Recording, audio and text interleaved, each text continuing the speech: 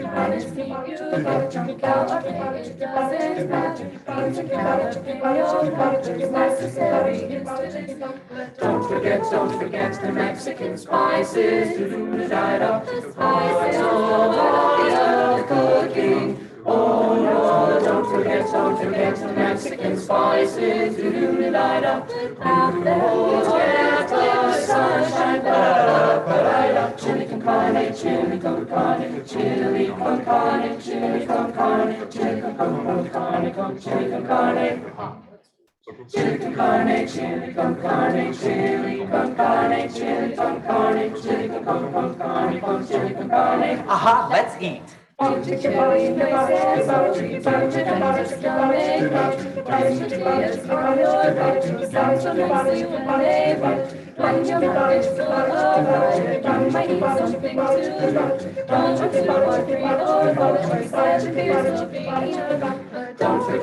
forget the Mexican spices. Do-da-da-da, the spices of the cooking.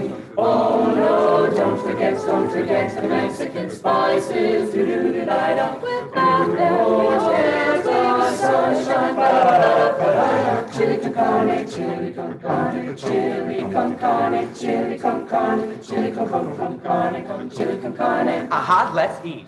Chili con carne, chili con carne, chili con carne, chili con carne, chili con carne, chili con carne, con carne.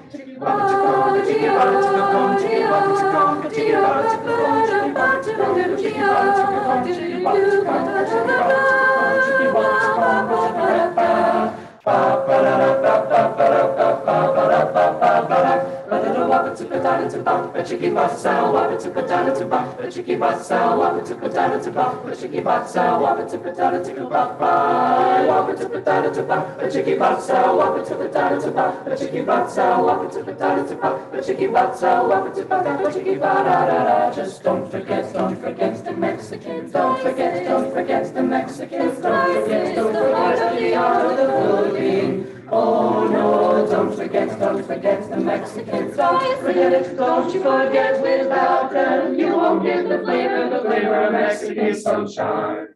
Chili con carne, chili con carne, chili con carne, chili con carne, chili con carne, con chili con carne. Chili con carne, chili con carne, chili con carne, chili con carne, chili con carne, con chili con carne, chili con carne, pa pa da pa pa pa pa da pa pa da pa pa pa pa da pa pa da pa pa pa pa da pa pa da pa pa pa pa da pa pa da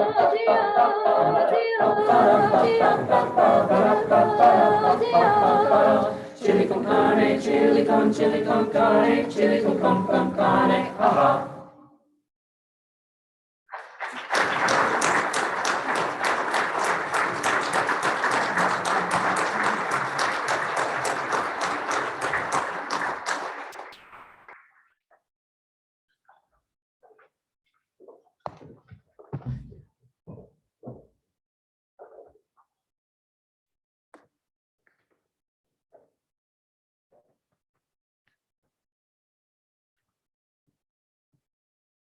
All right.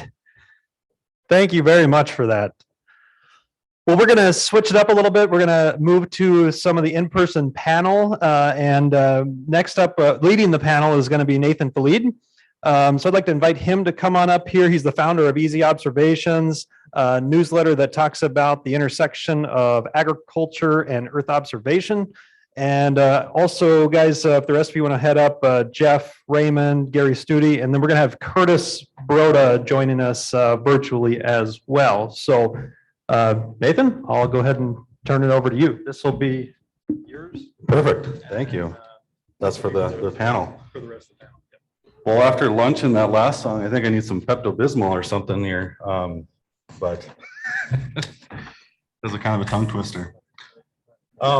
Before everyone gets up here, I'm kind of curious, as there's a few probably important people from NASA and whatnot up here and from other areas in space, but I'm guessing plenty of you heard about that space laser that was apparently a certain representative was saying it was in space. So I wonder if anyone can confirm or deny that, because hey, with ag in mind, there's probably some farmers that could take a few lasers to some weeds or unmentionable things they want to get rid of. So if anyone can confirm it, let me know. I'm kind of curious.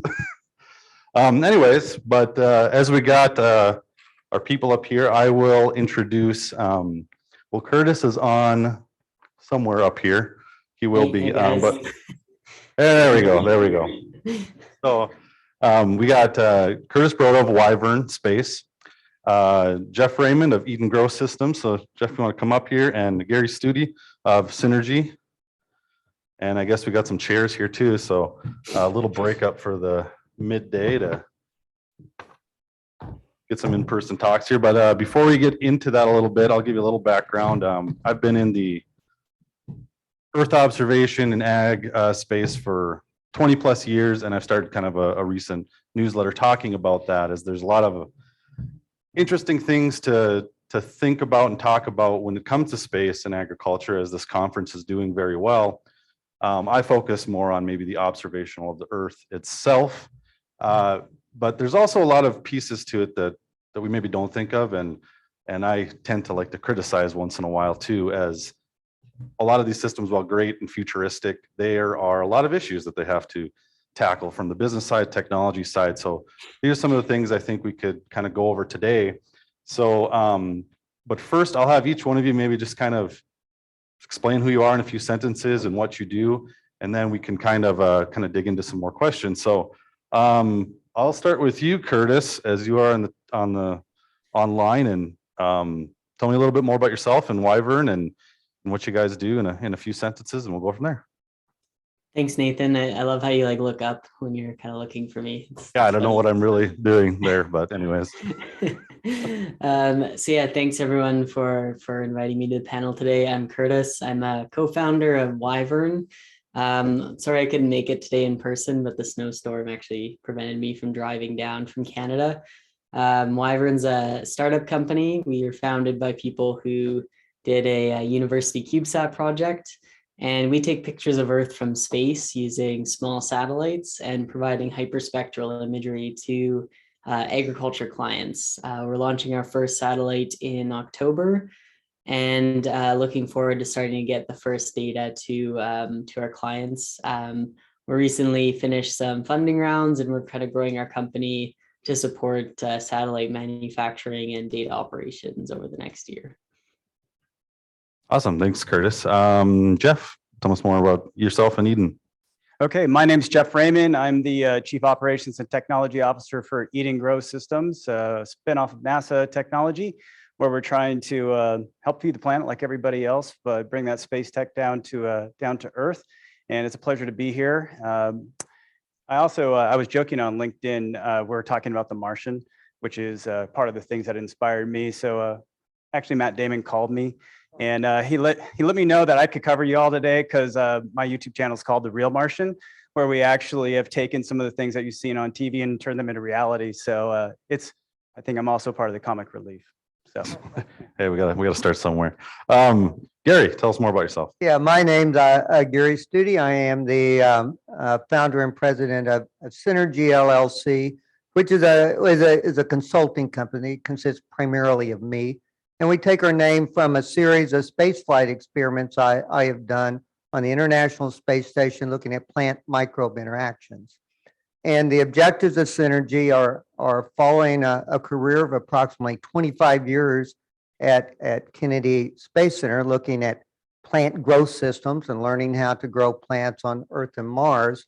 I've decided that it was time to take a look at that all of that technology, that innovation for closed systems that we are using to grow plants in space, are how to effectively apply that to feed the people on Earth. We've got another 3 billion people coming in the next 30 years. We're setting the table in those technologies now to feed them. So what I try and do, I think of myself as a horticulturist, a plant physiologist, and a space biologist who has the opportunity to grow plants in space. And I use that knowledge to help feed people here on Earth.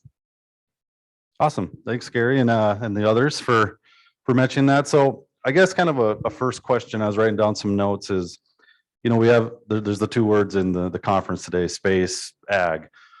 I also see it as there's, each group is doing a little more in ag versus a little more in space, or a little more in space versus a little more in ag. So thought maybe kind of separating those two, and I'll maybe start with you, Curtis, from the Earth observation side. Now you're dealing more on the space sector, but towards ag. So maybe can you highlight some of the challenges from putting a satellite into space, what that takes, where to start, and then how are you kind of transitioning that to ag, and why agriculture versus maybe the other industries, which I'm sure you're also dealing with, from energy, oil and gas, whatnot.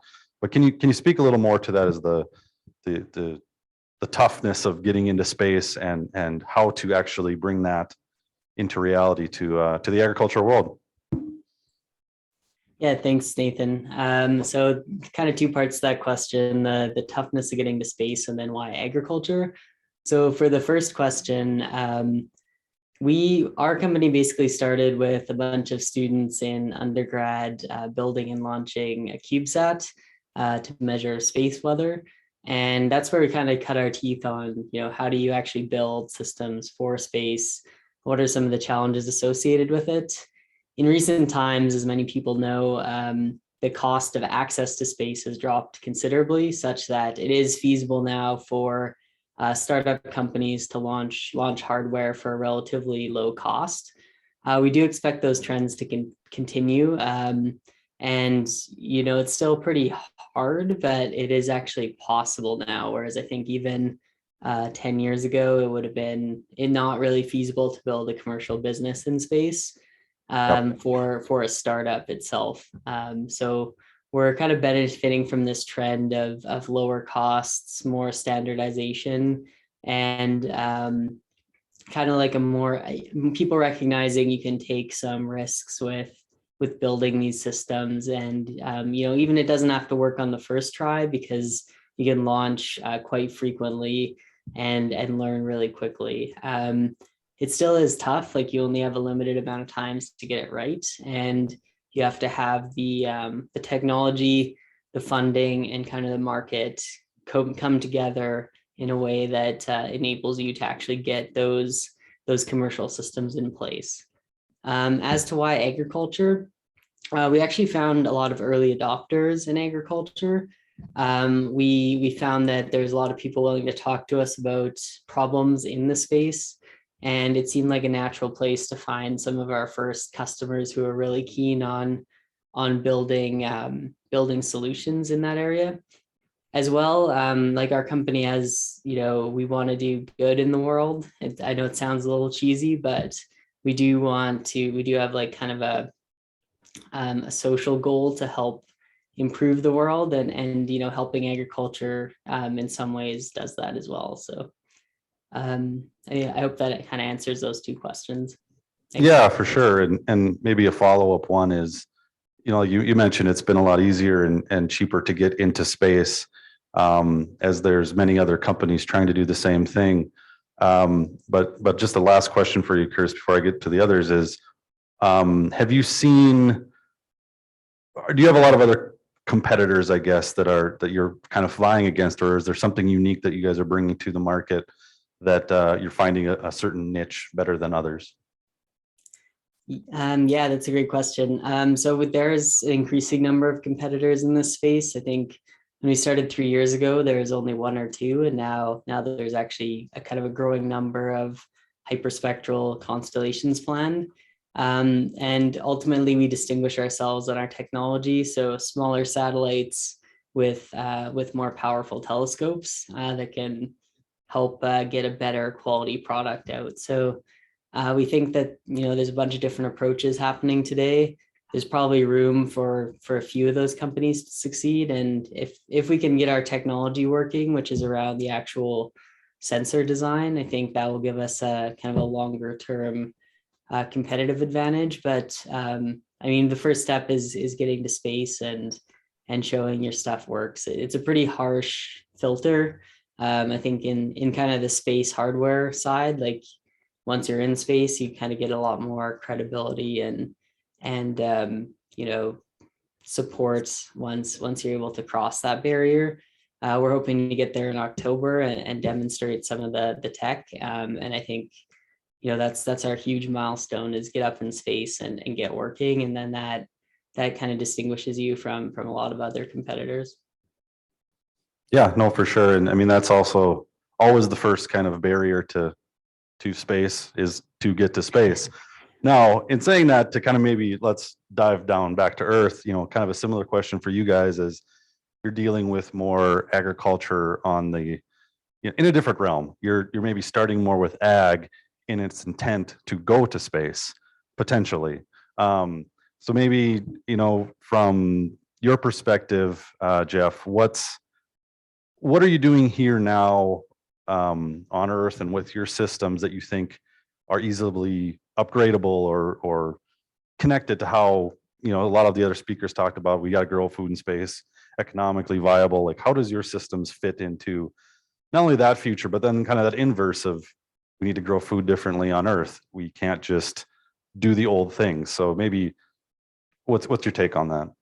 Yeah, that's a great question. For us, and when we first started doing the research, space was the inspiration. Space is what allowed us to look at the problem differently, to reframe things. I think when you have a startup, you want to take existing problems and try to look at them differently and maybe come up with something innovative to solve it. And I think all of us could definitely say that space opens the mind, it opens the imagination. And for us, instead of looking at how to optimize farming or how to do indoor growing on Earth, we started our adventure by saying, what could we do to build something that could actually go to Mars?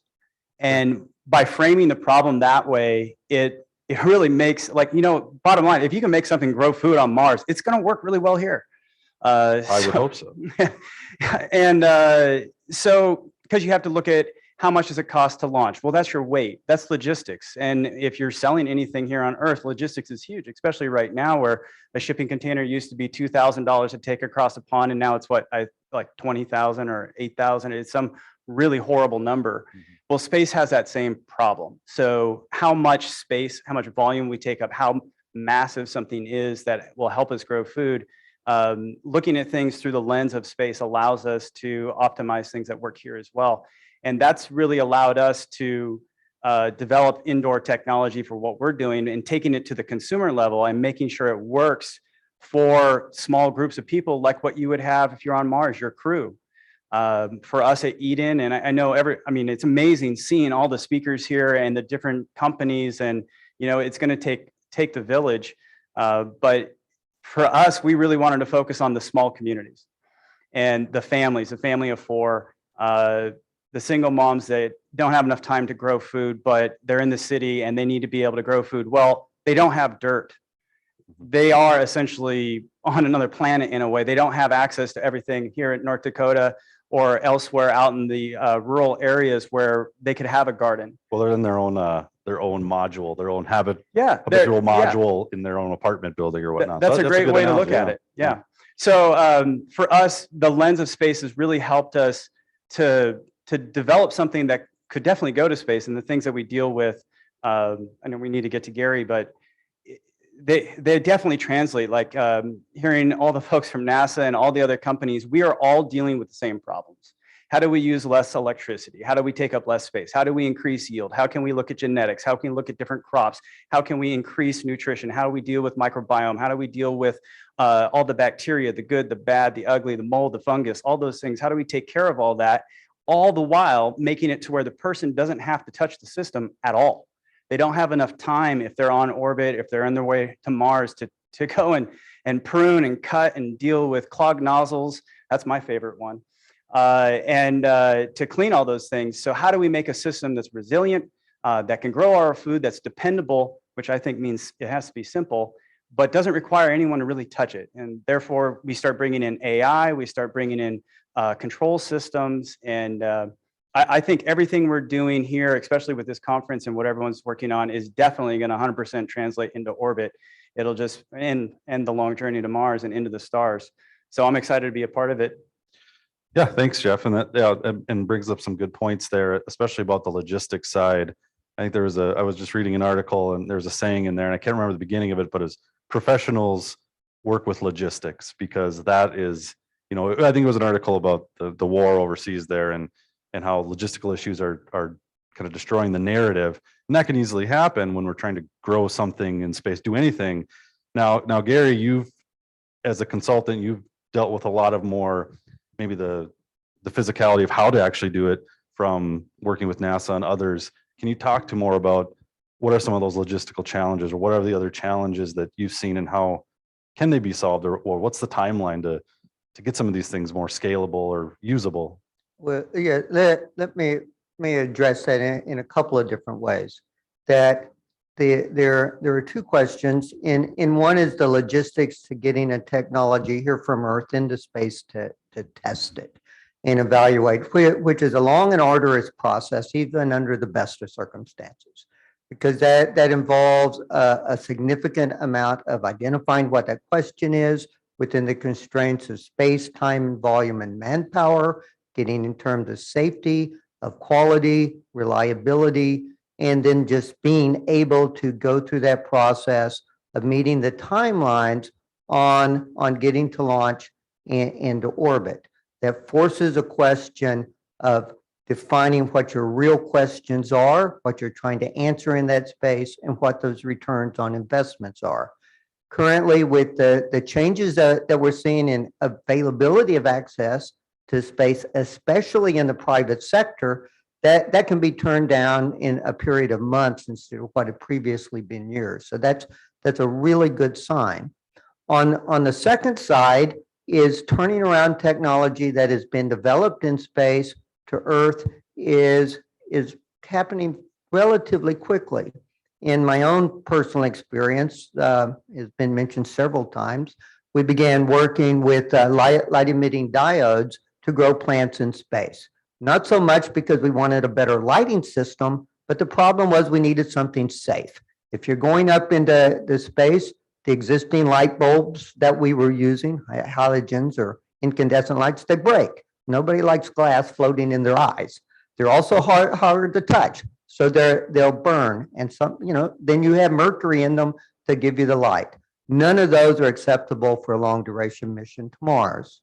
So that push to a new technology, that understanding that new technology has now spun out in over the past 2 decades to its, $1 billion industry that is pushed by legislation and energy efficiency that is transforming what is possible. That technology has enabled the development of the indoor ag industry, the technologies similar to what Eden Grow Systems has of stacking, so you can get plants inside and close together and enabling year-round production anywhere on the planet.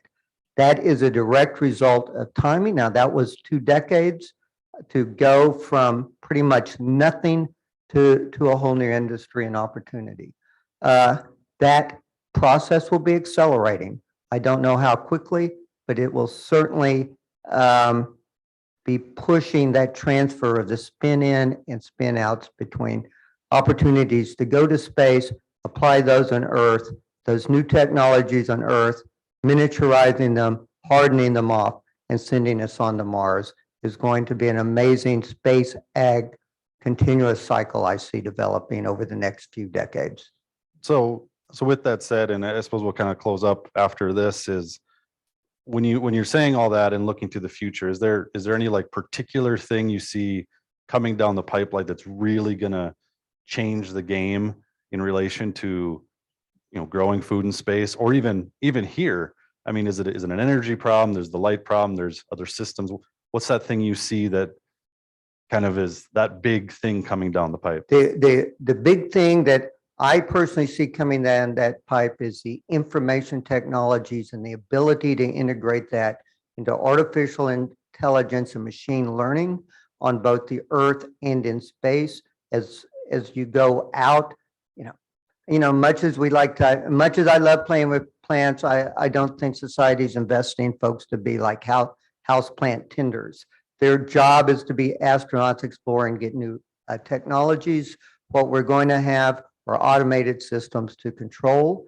What I see very much in the consulting business and coming back to Earth, individuals really are keen on technology and systems, but their understanding of the biology and the responses of those plants is sometimes limited. As we get that from space exploration in individual machine learning, that early assessment for optimization of resource utilization is going to be critical and I think a game changer in much the same way as LED lighting has been to enable new industries to develop. Great. So same question for you, Jeff. What's that thing you see from the indoor market that, from the small scale you're doing, even the larger scale, what's the big thing coming from your point of view? Well, the biggest challenges actually there's like 3. But the big one is supply chain. Every person running a company right now is dealing with some of the toughest times that we had on the planet with respect to supply chain, material availability, the cost of material inflation. These things are real issues. We were on a great track of reducing our costs and getting to that break-even number, and then we started getting hit with the rising fuel costs and everything going up. Material availability, that's a big issue. Earlier today, we were talking about some of the HAB projects that Grand Farm and others are going to be working in Emerging Prairie and such. And I just kept foot stomping my experience. I'm building my HAB at the Real Martian. It's all about energy. Start with energy, then work your way into food. If you can't balance that energy equation, then it just ends up costing too much. The third thing I'll say is a challenge that's coming right now is this going to be a little bit woo-woo, is unity. the world right now is weird and keeps changing every day. And there's a lot of things that want to divide us. But what's really cool about space and space ag is that there's two things that we all absolutely have in common. We all float on the same rock and we all eat the same food. They might have different types of things, but we all have to have it. And if we lose unity of effort in this area, then I worry about that really devastating, not just the industry in space, but especially ag. We need to find ways to find commonality and bring us together. And I think space, thinking about Mars, getting that inspiration, inspiring the young generation, if we lose focus of that and get too involved in the tech, which I do. I love the tech side of it. I'm an aerospace engineer, for crying out loud. I love to play with tech. But if we lose sight of the next generation, if we don't find a way to inspire them, to educate them, to bring them along, that is the real threat to everything that we're doing. No, and that brings a great point as well. Is, you know, we need that moonshot idea, but, you know, we think of a rocket to the moon. Well, it takes a lot just to do that, especially Let's just for feed a the planet. long term. Let's do that. So Curtis, same question for you. If you're still up there or down there, wherever I want to stare at you here, what's the future you see from your perspective of the Earth observation side looking down, from your perspective? Thanks. So that's a great question, Nathan. And I know you've also thought a lot about this, but what it comes down to is I think there's a variety of sensors coming online in the near future that have really big applications for agriculture. Hyperspectral is one of them, but things like synthetic aperture radar, regular optical imagery. There's just an increasing number of companies, sensors, data coming online. The ability to take that data and derive useful insights is going to be extremely important. And it's not going to be, at least in our view, the people doing the insights will be different than the people producing the data. We think that we want to build an ecosystem of people that can take this really rich data set and produce, say, an actionable insight for a farmer. So one that we think a lot about is nutrient mapping. Could you have a better understanding of, say, nitrogen deposition in an agricultural farm? If you can measure that from space, then you have the opportunity to apply fertilization in a much more accurate and precise way. So I think the future from the Earth observation side, from satellites actually taking images or gathering data from agricultural operations, will be around this really large amounts of data being produced that need to be actioned right to the end user. I think looking like really far into the future, you could imagine, say, an operator or a farmer having on their phone a picture of their field and having that information updated on, say, even a sub-daily basis, so they would know about anything that is happening, if there's any prevalence of disease, if they could take any action today to actually help them actually see the best result for their current situation. Yeah, no, and I think that brings up another good point, and Gary kind of talked about it, and this can kind of conclude our session. Is there's so much data going around from the observational side, from satellites, but also from indoor. Is there's only so much the humans can kind of figure out on their own and calculate on their own. So the future is looking at AI and ML and large understanding of large data sets to solve some of these problems. But there's the human component, like you mentioned, Jeff, is kind of have to actually work together to make sense of this and want to do it instead of just say we're going to do it. So anyways, I thank the panel up here and from either in person or online, and I'll give it back to you, Andrew.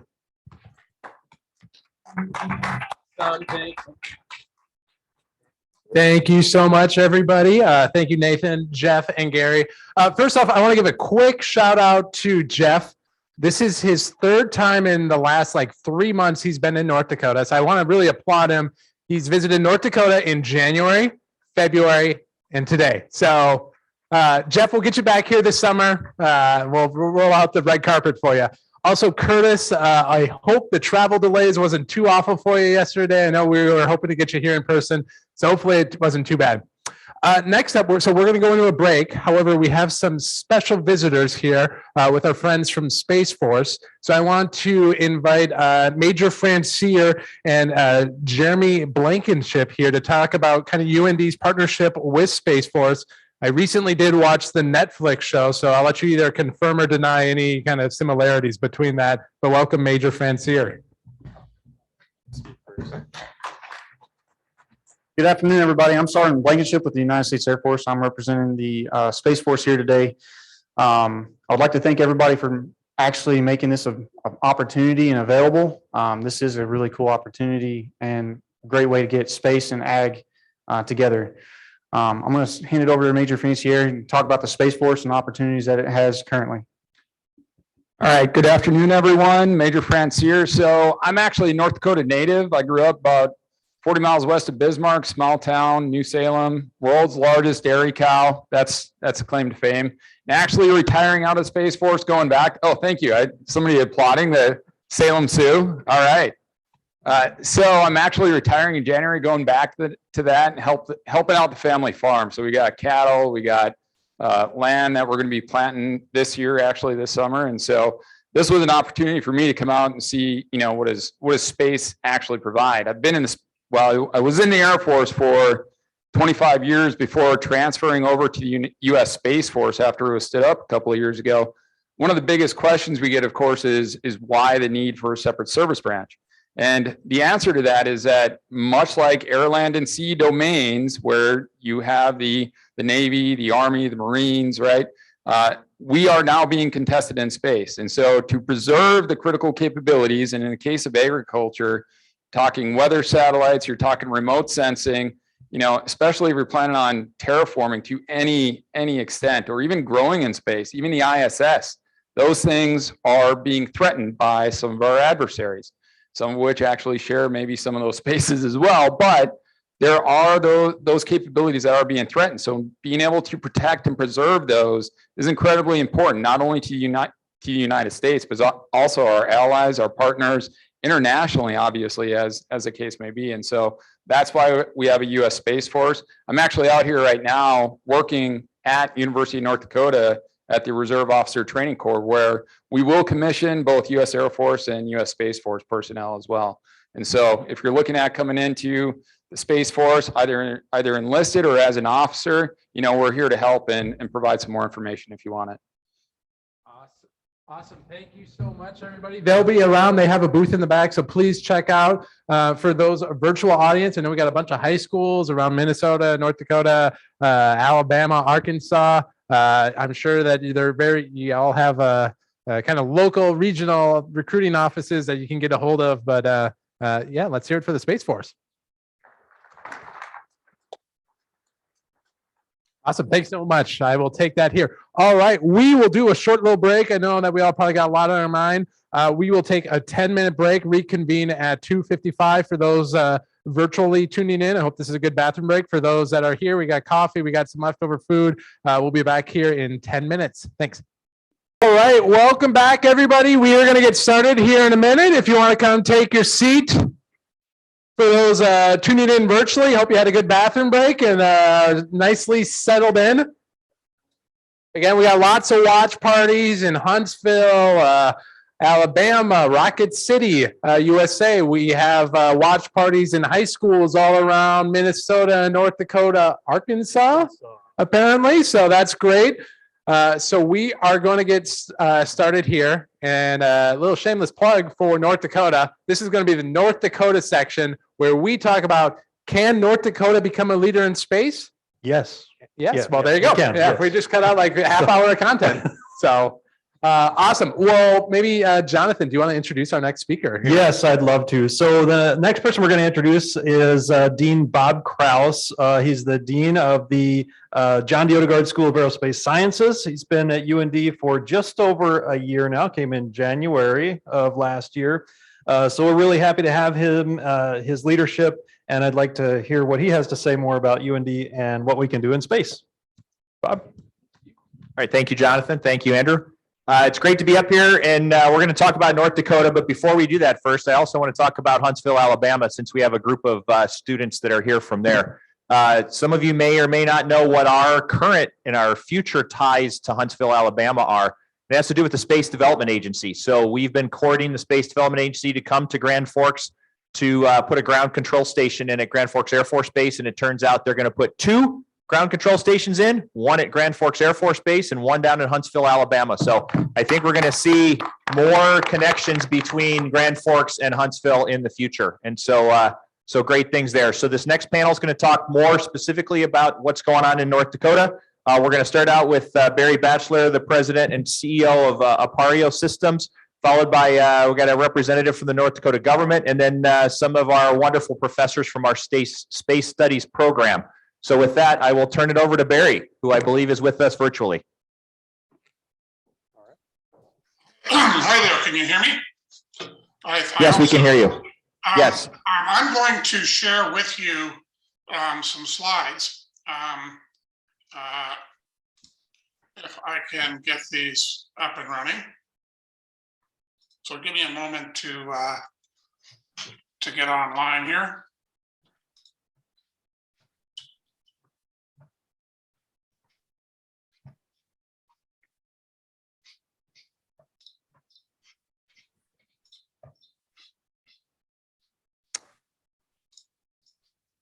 Great, Barry. We can now see your PowerPoint. Okay, I'm going to put it into PowerPoint production mode here. How's that? Does everything look great there? Seeing it beautiful. Okay, so what I wanted to talk about for just a few minutes this afternoon, there's been a lot of discussion about agriculture in space, but I think it's kind of important to think for a minute about why that's important, and is it important right now? It seems like a long way off. It seems like there's a lot of discussion about space travel and so on. But what's the imperative to be thinking about agriculture in space at this time? So I'd like to give a little background and kind of get us thinking in that direction. First of all, as means of background, I grew up on Long Island, a town called Freeport. I was about 13 miles from the plant where Grumman was building the Lunar Excursion Module.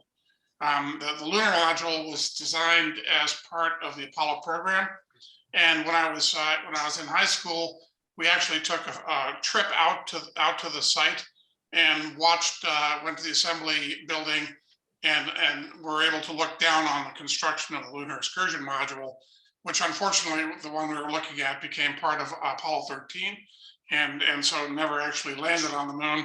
But it was quite an interesting and inspiring thing for a group of students from Freeport High School to look at. The Apollo program cost the United States about $28 billion. That's about 280 billion in today's dollars. And this Saturn rocket and all of the pieces of it ended up being assembled and launched at the same time.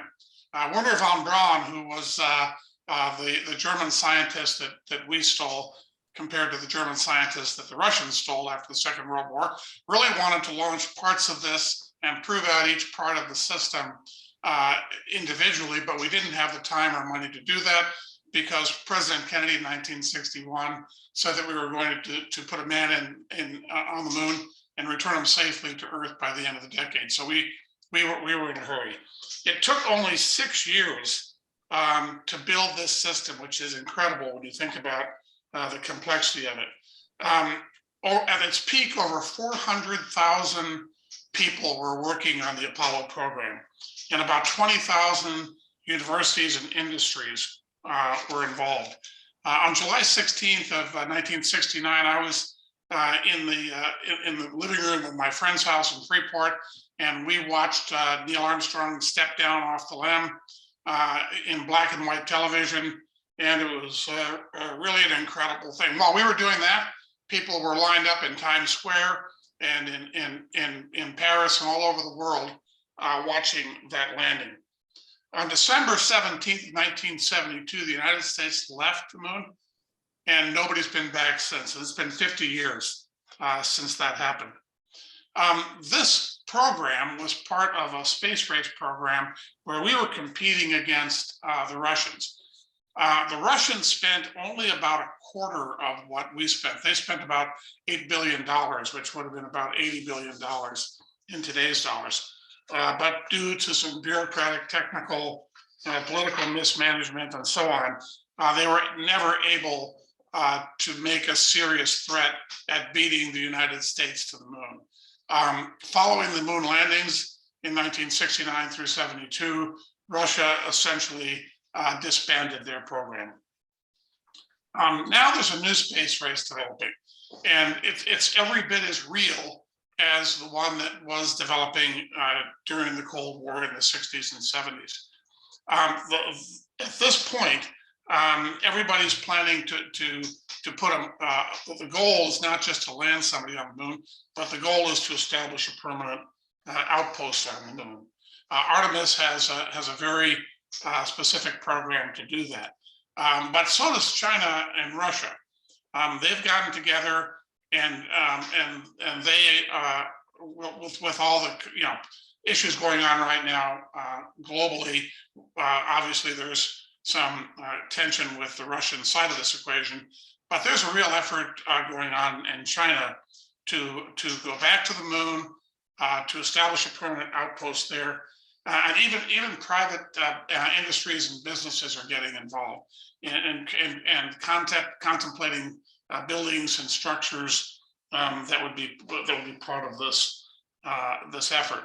The Artemis program is real, and it's in three parts. The first part is a launch and flight around the moon and return with an uncrewed mission, and it would take between 26 and 42 days to do that. The Space Launch System, you may have been watching, has been rolled out of the assembly building, and the wet fueling of that system is scheduled to take place. They've had a few issues in the early stages of the wet fueling, but nevertheless, there's an intent to get that missile up and running, and their goal is to launch the SLS for this Artemis 1 mission and circumnavigate the moon by June of this year. Maybe a bit ambitious given the difficulties they're having right now, but it's certainly on the chart. The second phase of Artemis is a non-crewed, is a crewed flyby of the moon, and that's scheduled for May of 2024. During this flight, 4 astronauts would leave the Earth. They would take about a 10-day mission. They would circle the moon, and they would come back at a pretty hot reentry, and using atmospheric braking would enter the atmosphere at about 24,000 miles per hour. So it's a challenging mission. It's definitely being funded. It's on the books. It's planned for May of 2024. Finally, Artemis 3, which has been scheduled for 2024, but moved to 2025.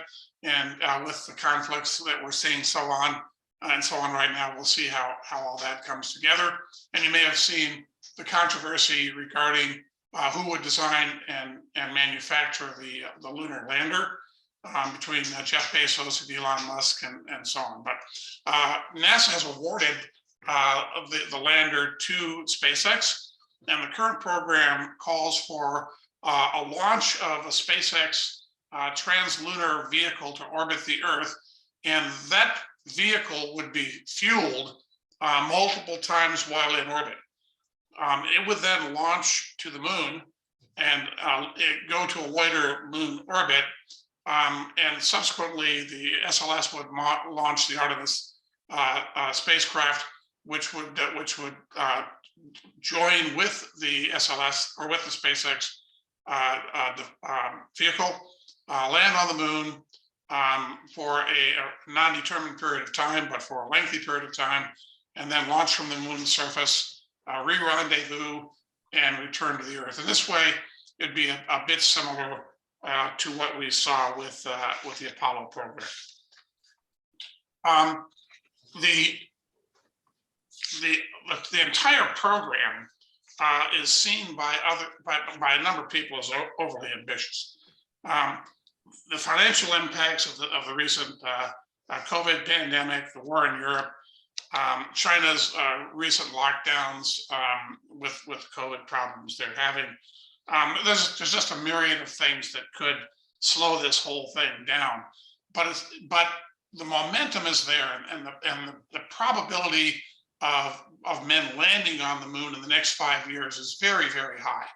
The probability of establishing an outpost there in the next 6 or 7 years, I would say, is optimistic, but probably within a decade, within 10 years, given the energy that adversaries of the United States are putting behind this, the momentum that's being built by private industry, I would say it's likely that there will be a moon outpost within the decade.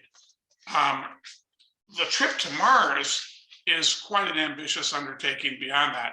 And some folks are espousing that a moon outpost is not really necessary to launch a trip to Mars, but most folks believe that what will be learned in expanding the range of exploration there and establishing a surface habitat, all of those sorts of things would really need to be done on the moon before an ambitious undertaking like going to Mars could be achieved. The trip to Mars, as currently planned by SpaceX, would launch a crew of astronauts to Mars on the Hohmann trajectory, which is about a 9-month trip to Mars. The launch window to Mars opens about every 2 years.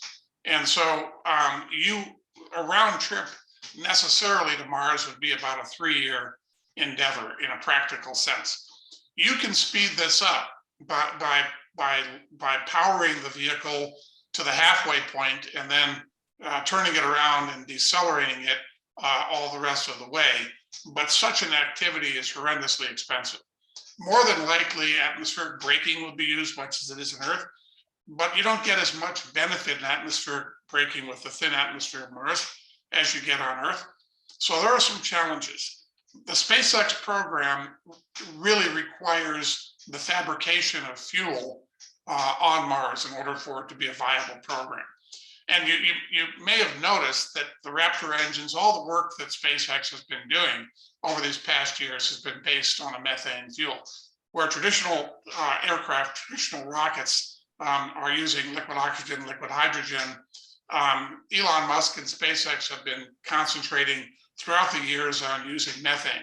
And the reason for that is that methane can be fabricated on Mars. And there's been some plans on doing that, on mining the surface of Mars for water, taking the regolith of the Martian surface, heating it, boiling off the traces of water that would be on the Martian surface, hopefully finding areas where there's a lot of it, combining that with the carbon dioxide, which is plentiful in the Martian atmosphere, and making methane. And with that methane, be able to power a return flight. The concept calls for sending a couple of unmanned starships to Mars, having robotic systems offload these types of devices, and establishing an autonomous outpost where methane and so on are oxygen are fabricated. Keep in mind that that there's about a 225 to 1 ratio in mass to launch and mass to travel. In other words, if you wanted to have a kilogram of fuel at your disposal when you got to Mars, you would have to expend 225 kilograms of fuel to get it there. Human beings eat about 4 pounds a day in space. A crew of 4 on a 3-year round trip to Mars would require about 12 tons of food. Run that by your 25 times multiplier, and you can see that it's not a practical solution to provide the fuel on Earth to launch that much material to Mars and return. So the plan depends upon establishing an outpost on Mars where the essentials, fuel, oxygen, can be manufactured in place. Addressing the fuel issue, it's really important to realize that because it's impractical to bring all of that food with you, we are going to have to figure out how to grow food, both in transit on our way to Mars and on our way back, but also during the period of time when people are inhabiting Mars. There's some work that's being done presently on lunar, the types of lunar outposts that would be required to grow food on the moon, using the regolith on the moon as a basis for that experimental work. However, growing food on the moon and on Mars comes with quite a few problems. And the principle is that the regolith on the moon and on Mars, in and of itself, will not support the growth of plants. You've got to bring other stuff with you, other micronutrients, and of course, nitrogen in the form that can allow for fixation to plants. You're also fighting the struggles of radiation, which is intense. You need to worry about illumination and the proper light provision for photosynthesis. The transportation of moisture to the plant through the plant biologies is a complex situation. A lot of work has been, as we talked about earlier today, as people discuss work on the International Space Station, has been underway where they're exploring methodologies of growing plants in zero gravity. All of this work, which is very complex, needs to be done in order to be able to transport sufficient food for long endurance space flights. There's quite a bit of work that NASA is involved with already. NASA has a number of programs that it has initiated. There's the Deep Space Food Challenge, which was just launched here in January of 2022. And there's a group of prizes totaling $1 million for various participants in the United States to work with the Deep Space Food Challenge. The Fairchild Tropical Botanical Gardens have a program called Growing Beyond Earth. The Space Farming Institute of Anchorage, Alaska is working on some programs. There's a program called Orbital Farm in New Mexico. There's quite a number of programs underway. Regolith is available from the University of Central Florida, who's working with NASA to make soils that universities and students can experiment with to begin to explore how foods might be grown on the moon and in Mars. So all of this, what I want to leave everybody with this afternoon is that the thought of going to space for long duration missions is upon us. It's been 50 years since anybody has given much consideration to taking human beings off the planet and bringing them to nearby celestial bodies. That has changed. Almost certainly we will be landing a man on the moon in the next 5 years. It's with a high probability there'll be an outpost established there. And there's tremendous interest and momentum in taking people to Mars, which I think during the next 15 to 20 years will likely become a reality. If that's going to happen, the food issue needs to be solved. Transporting food in bulk to Mars for people to consume on the way and on the way back is a horrendously expensive and issue, and could be an issue that stops the project from being successful. So I thank you for your time today. I just wanted to kick off this area on space agriculture by giving a little bit of background on the imperative. It's really become a real thing. This is no longer a lot of hyperbole. There's a lot of energy wrapped around it globally. And we in North Dakota at the Grand Farm are going to be taking some time to look at this. The university partners in North Dakota, of course, have vested interest in this as well. I think we've got the great DNA for it here in the Red River Valley with the work that UND is doing in space efforts, with the work that NDSU does in agriculture, and with the Grand Farm as a catalyst. So I thank you for your time this afternoon, and I hope you guys have a great rest of the day.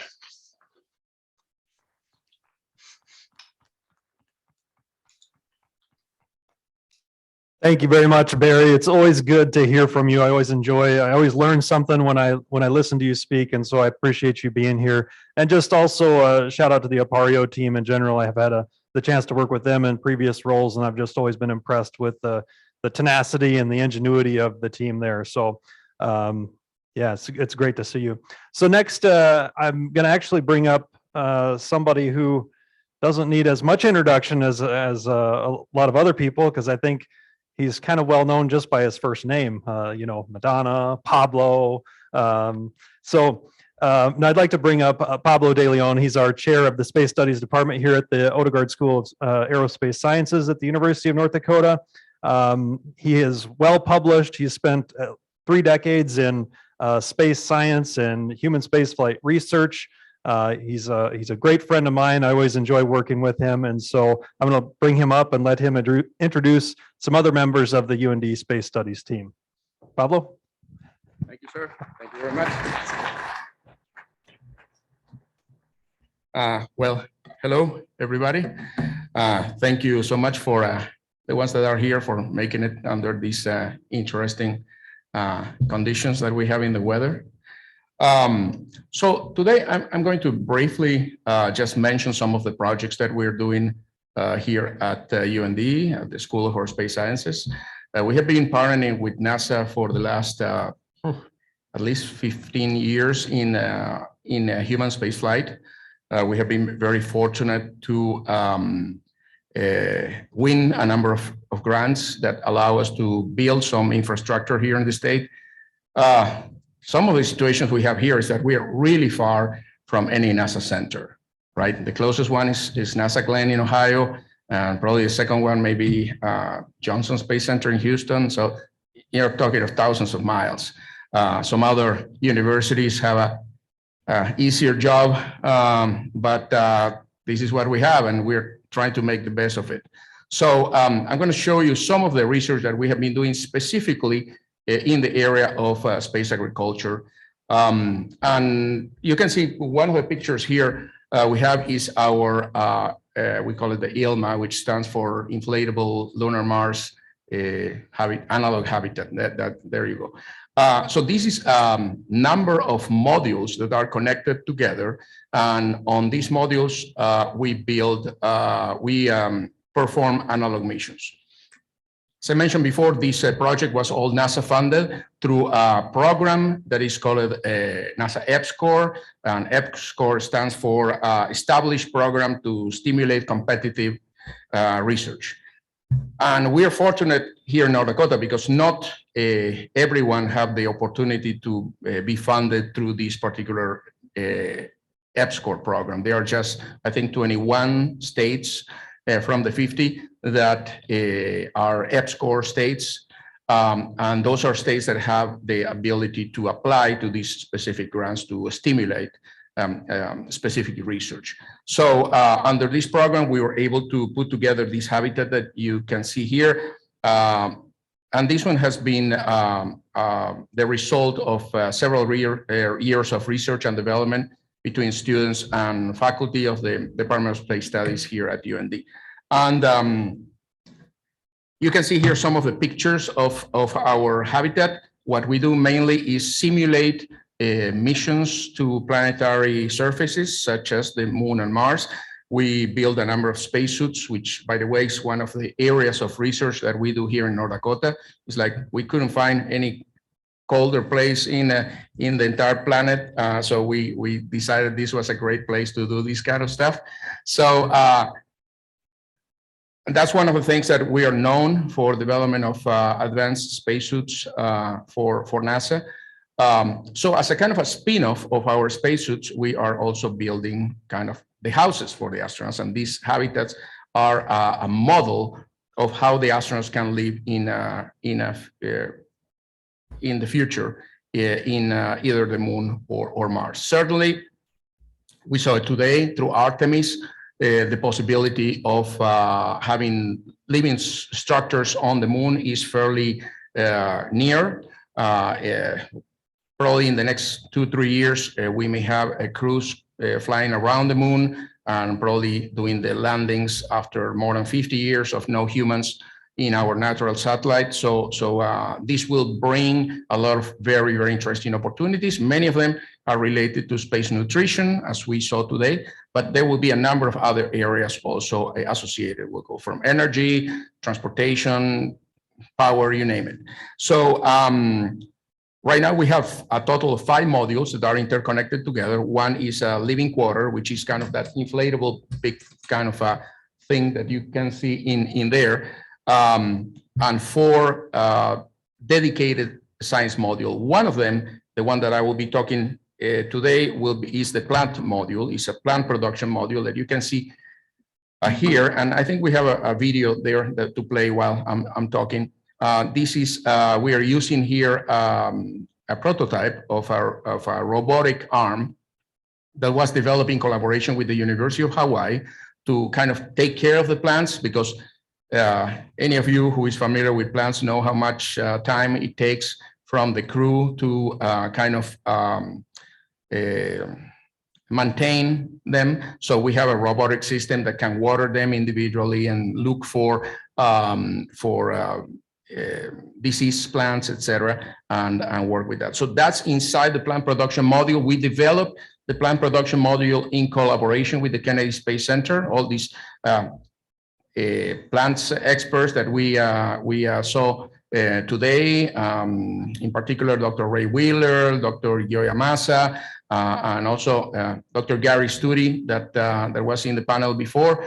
So they kind of gave us the formulas to say, okay, if you do this, this is going to work. You need this kind of lights, you need this distance, you need to trace this, you have to water this way, et cetera, et cetera. So I'm an engineer, so I don't know anything about plants.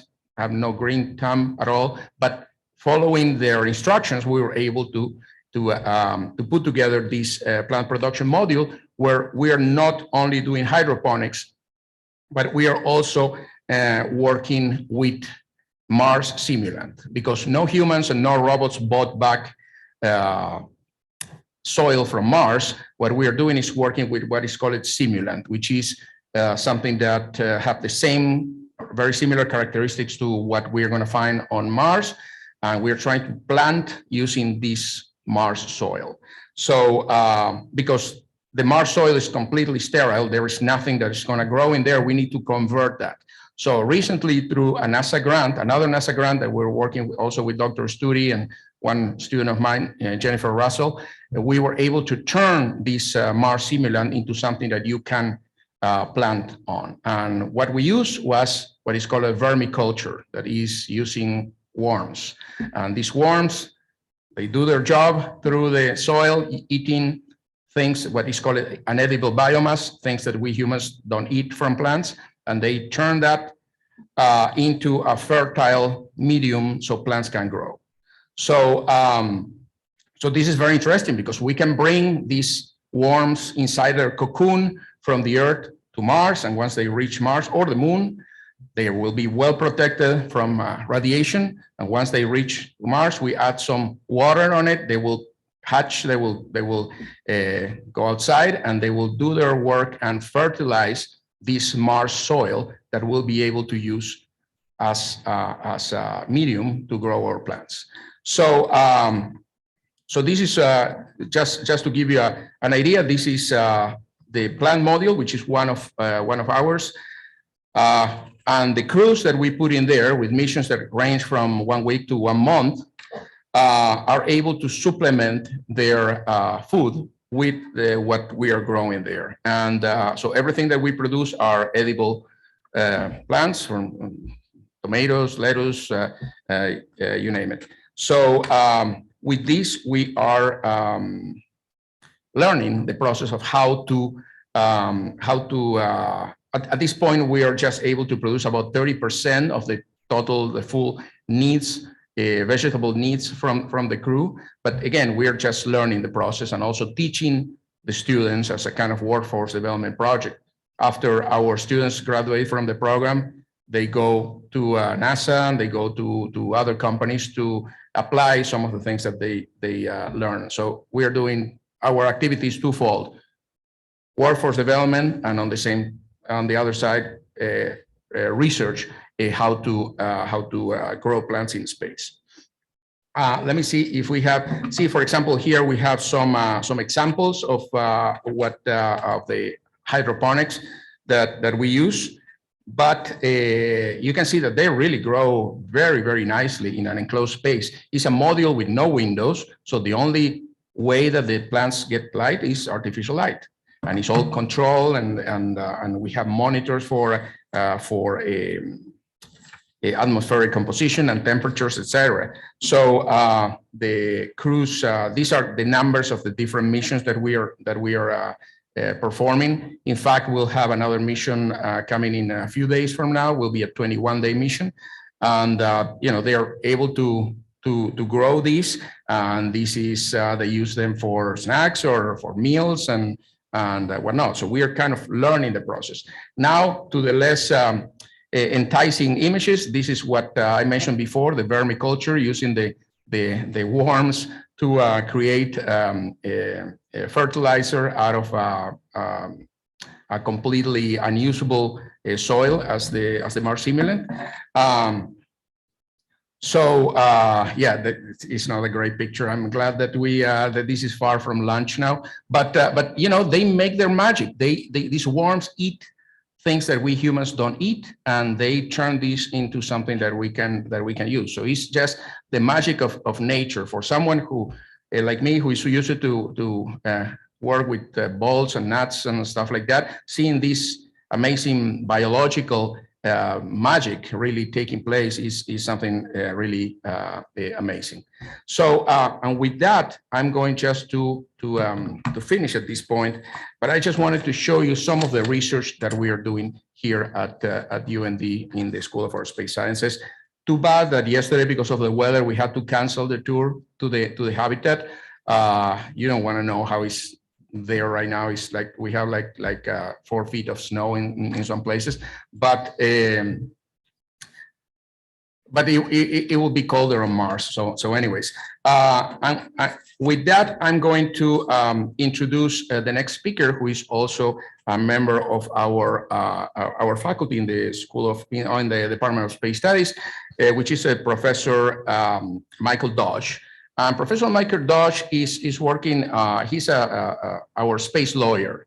You'll say, okay, what have to do with this? And in reality, there are a lot of interesting topics that deal with property rights in space, and a lot of things that we have to learn how that's going to work. So with that, I'm going to leave you with Professor Michael Dodge. Okay. Thank you.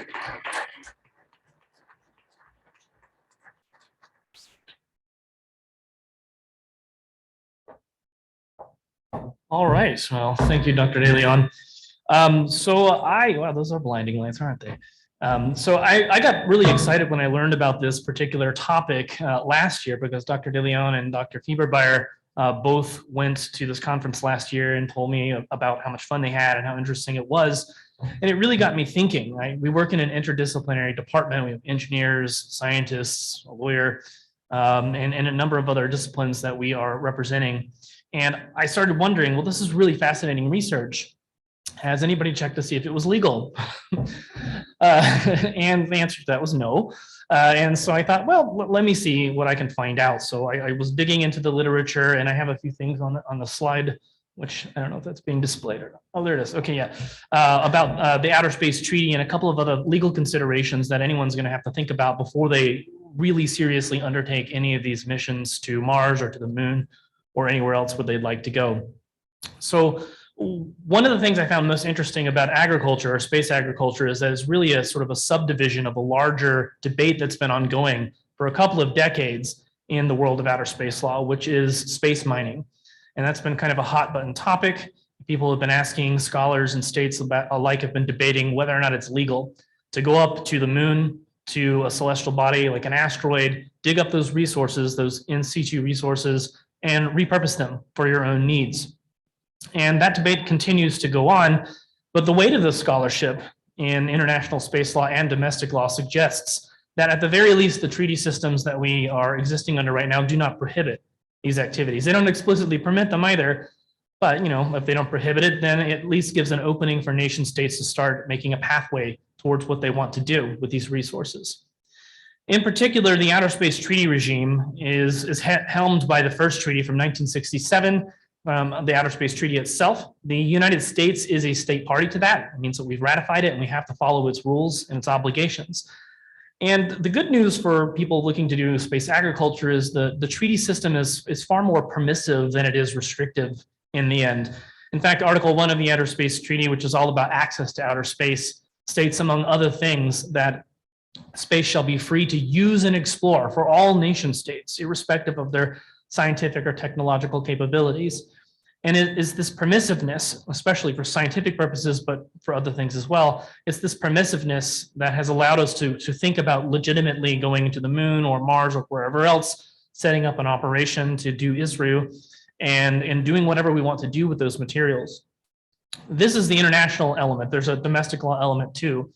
That said, there is a bit of a hurdle to get over. Article 2, which I don't have on the slide here, is from this very same treaty, states that nations cannot nationally appropriate outer space, including the moon and other celestial bodies. And essentially what that means is we cannot extend our sovereign power into outer space, meaning that if we were to plant a flag on the moon, for example, it's not a claim of right or ownership or establishing new territory on that celestial object. Instead, we do this for other reasons, geopolitical reasons, reasons of pride and prestige and so on, but it doesn't make a legal claim or a legal assertion to that body. The issue here with space mining, including the kinds of resource utilization we would need to do for space agriculture, is that some argue that this is akin to appropriating that celestial body. And if we are in fact appropriating the celestial body by claiming these resources, then what we are doing is violating international law, and that can't happen. So as I said, this is an ongoing debate, but the weight of scholarship, and I think the opinion of most space law scholars, including myself, is that the Outer Space Treaty regime does not prohibit these kinds of activities. It says you cannot nationally appropriate a celestial object. It does not say you cannot dig up resources that you find there and repurpose them for your own needs. After all, Article 1 stresses that we are free to use space, unless there's some other kind of specific prohibition. It doesn't mean that there aren't any other kinds of restrictions on us as we act and operate in outer space. I listed Article 9 here as well of the very same treaty. This is an article that I call the Environmental Protection Article for outer space. It does a lot of other things too, but among other things, it stresses that states in their uses of outer space must ensure what they're doing there avoids the harmful contamination of the outer space environment, including other celestial bodies. So this is going to be an important factor for our consideration as we go into outer space. There's been some talk today about bringing things with us in order to facilitate the agricultural process. Senator Kramer mentioned bringing a little piece of home with us, and we were just talking about bringing maybe some worms into space.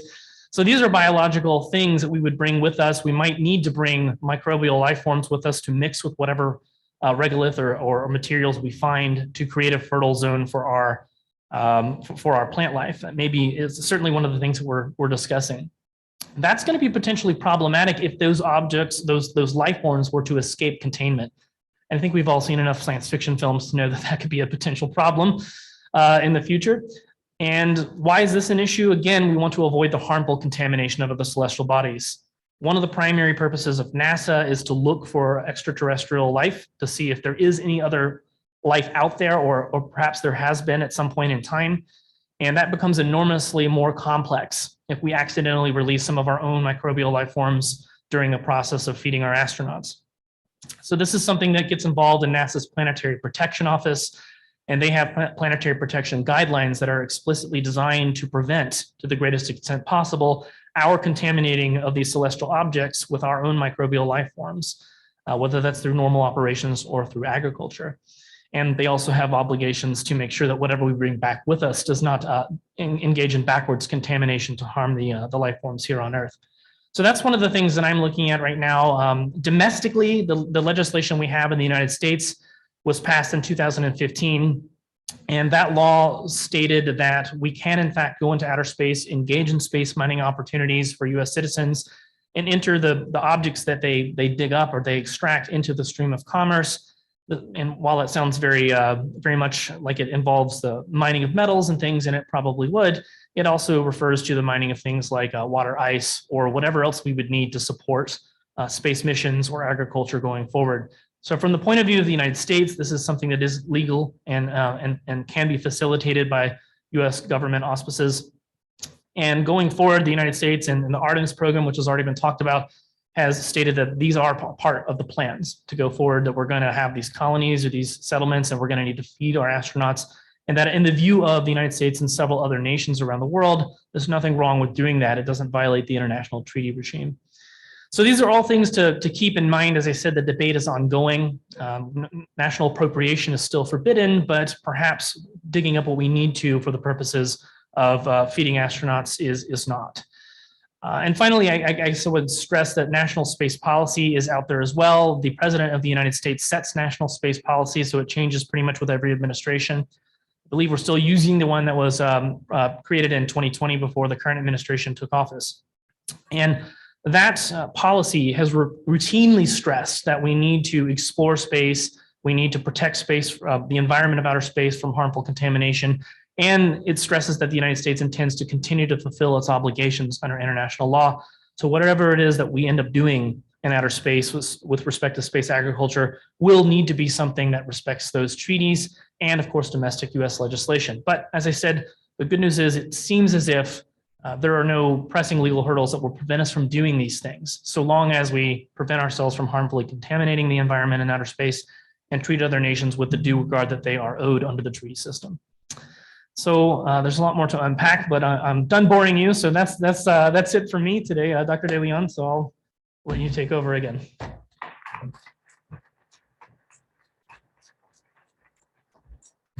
Well, thank you, Professor Dodge. Don't we love our lawyers?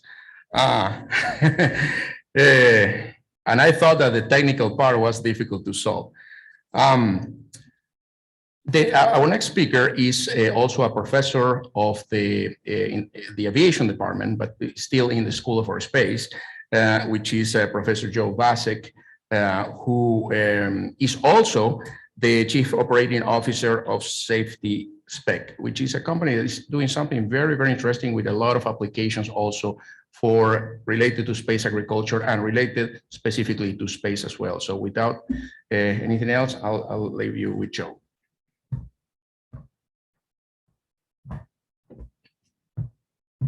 Thanks, Pablo. In Safety Spec, in my role in Safety Spec, we're working on commercializing these. So this device is a multispectral imaging device that we can use to sense pathogens, basically. On Earth, its applications are general sanitation, so I could image the table in front of you right now and you could see if there was anything there that would make you sick.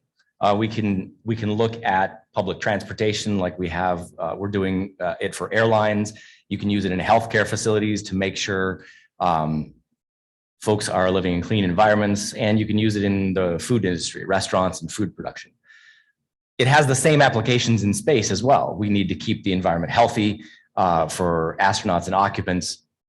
And what we can also do with it, and you can see this on the slide, it's a little bit different technology than the multimode imager, but it's the spectroscopy part. A little different device than this, but very similar. What we can do is get down into the microscopic with it. So we can look at astronaut rations, for example, and determine whether they are still fresh.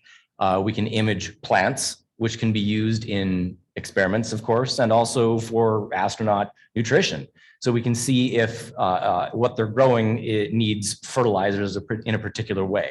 So it's a multi-use device in space, one that can be used for not only spacecraft and habitat sanitation, but also experiments and food production and quality there.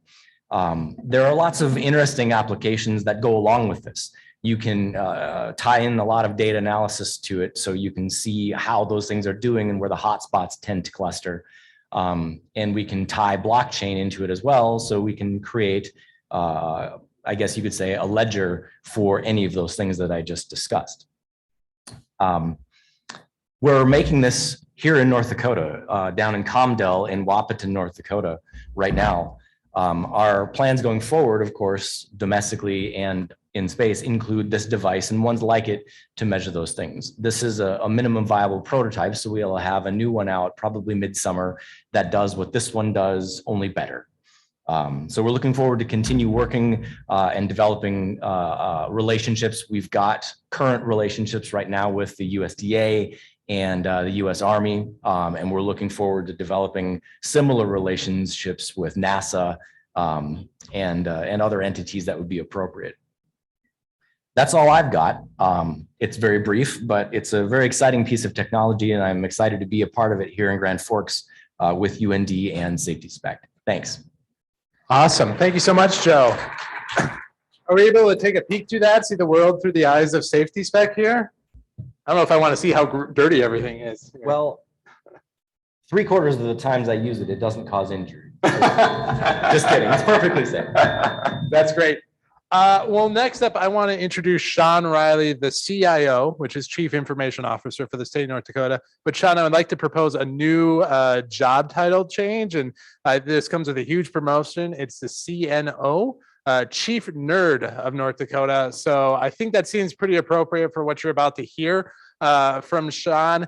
He has a visionary. He is a major space nerd, and he has some major vision and goals. So with that, I will introduce Sean Riley.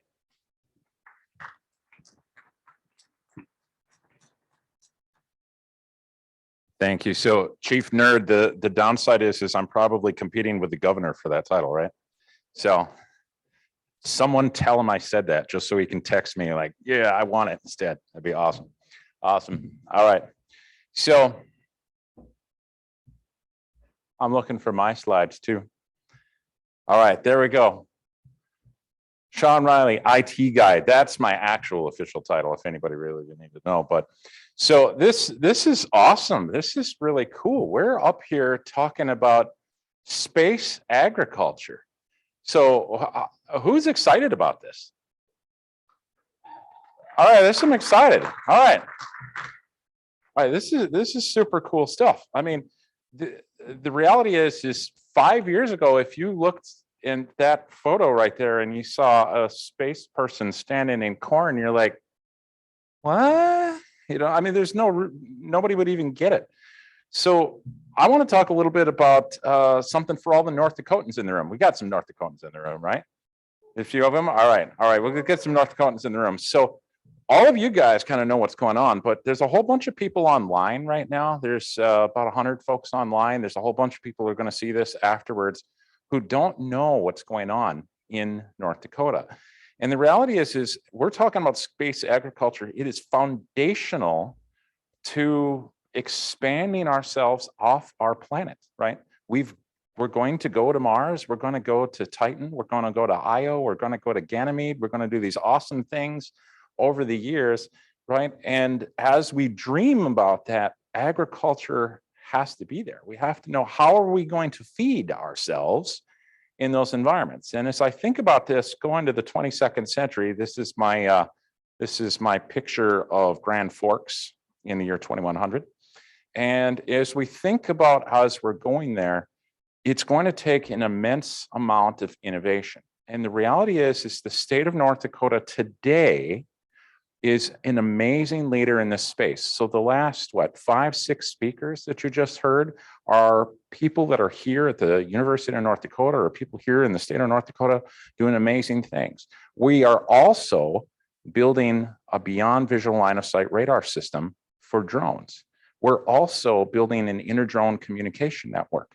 We're also building a grand farm with autonomous systems that are robotic in nature, being able to create farms. When you think about the future, right? What is the most expensive thing to send into space? We are, right? Humans, right? When you send up a space shuttle, as much as 40 to 50% of the entire space shuttle is dedicated to keeping us alive, right? But what can we do to augment that? We send autonomous robotics ahead of us, right? The Martian, I know everybody, I've heard it said like 4 times, and people have watched The Martian before this conference. That movie would never really happen in the real world, right? Because we would send all of our equipment to Mars long ahead of time. We would have a year's worth of food, hopefully more than just potatoes, all there long before the first human being ever puts their foot on the ground. And here in the state of North Dakota, not only are we doing all of this in autonomy, but we're also doing this in artificial intelligence. We're also doing machine learning. We're also doing blockchain enablement. We're doing all of these different technologies. And this is something I want, the people in this room, you're all like, yeah, we already know that. Thanks, Sean. But the students who are watching this and their teachers and their parents, for the most part, have no idea what's going on in their own state. They have no idea that we have an autonomous robotic corridor here with incredible technology that is being developed and in some cases only being developed here. This is going to be the very first state in the union to have a comprehensive beyond visual line of sight interconnectivity for drones. Right? This is the first state in the union to have a communication network for autonomous devices. That is some incredible stuff. And the technology that is enabling that is going to enable our future. So these 2 girls, these girls aren't digital. These girls are real. At the time of the photo, they were 2nd graders at Liberty Elementary in Bismarck. Those 2 girls standing there with their little robot, right? They're learning Dashbots, they're learning Ozobots, they're learning codeforkids.org, they're learning cyber.org, right? Cybersecurity for 2nd graders, computer science for 2nd graders, robotics for 2nd graders, coding for 2nd graders.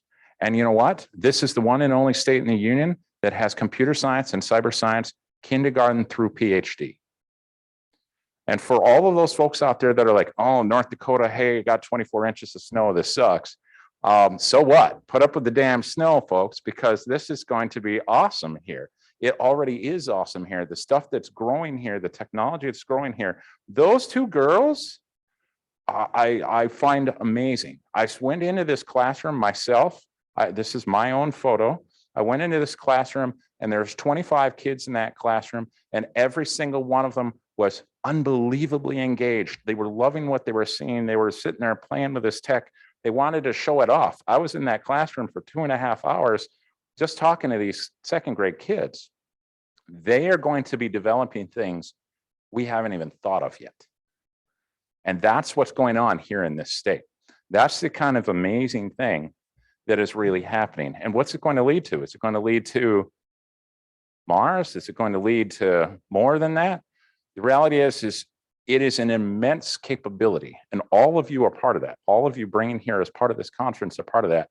And I'm super excited about it because in reality, we're going to build the future. And my mission, not only am I a chief nerd, but I also like to change the world. And my personal mission is to make the world a better place. And I couldn't be more ecstatic about being in a place like North Dakota that is putting all of these things together, that is having this kind of conference. Are there any other conferences like this? Are there? None, right? This kind of conversation that is going to change the world. And I just want to thank all of you for being part of that.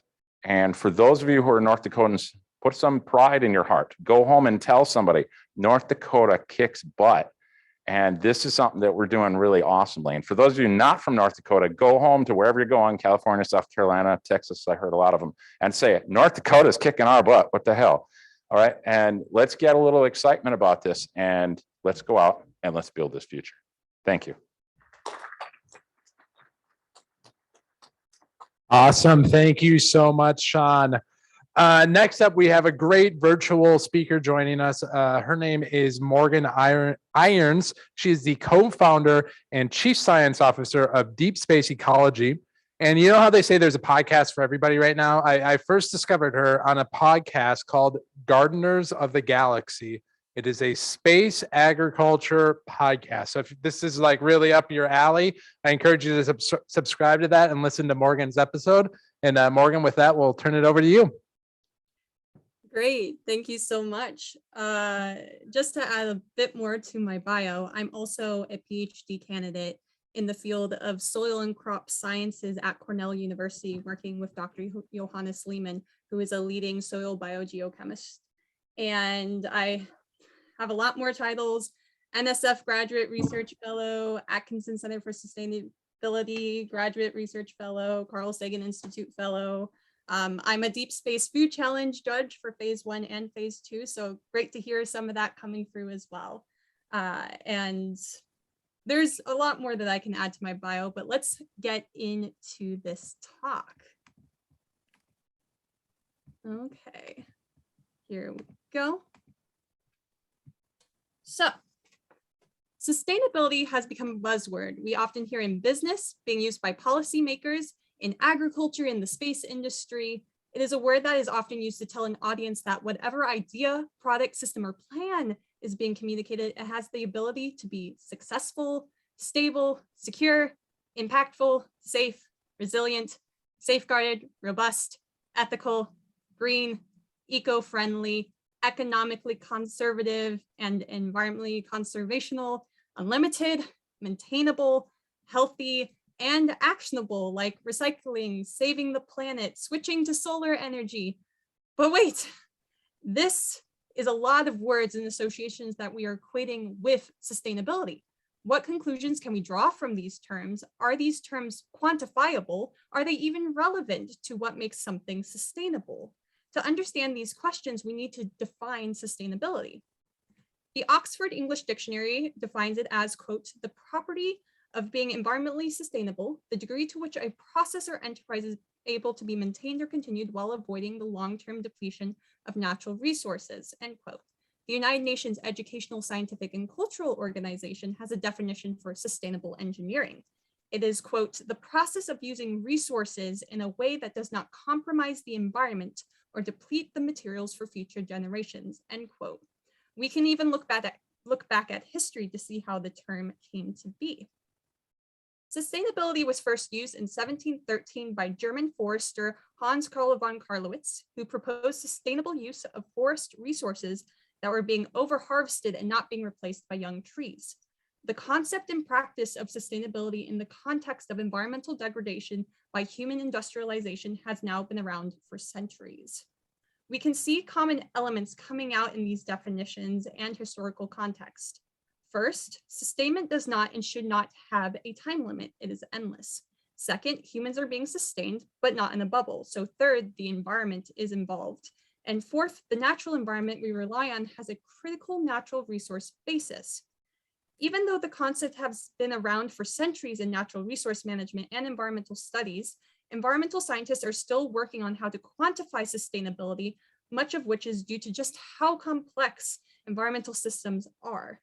Being an environmental scientist and soil biogeochemist at the intersection of the agricultural industry and space industry for almost 10 years at this point, I have been working to understand how sustainability can be applied and quantified in the context of food security, soil formation, and habitat development for Earth and space systems.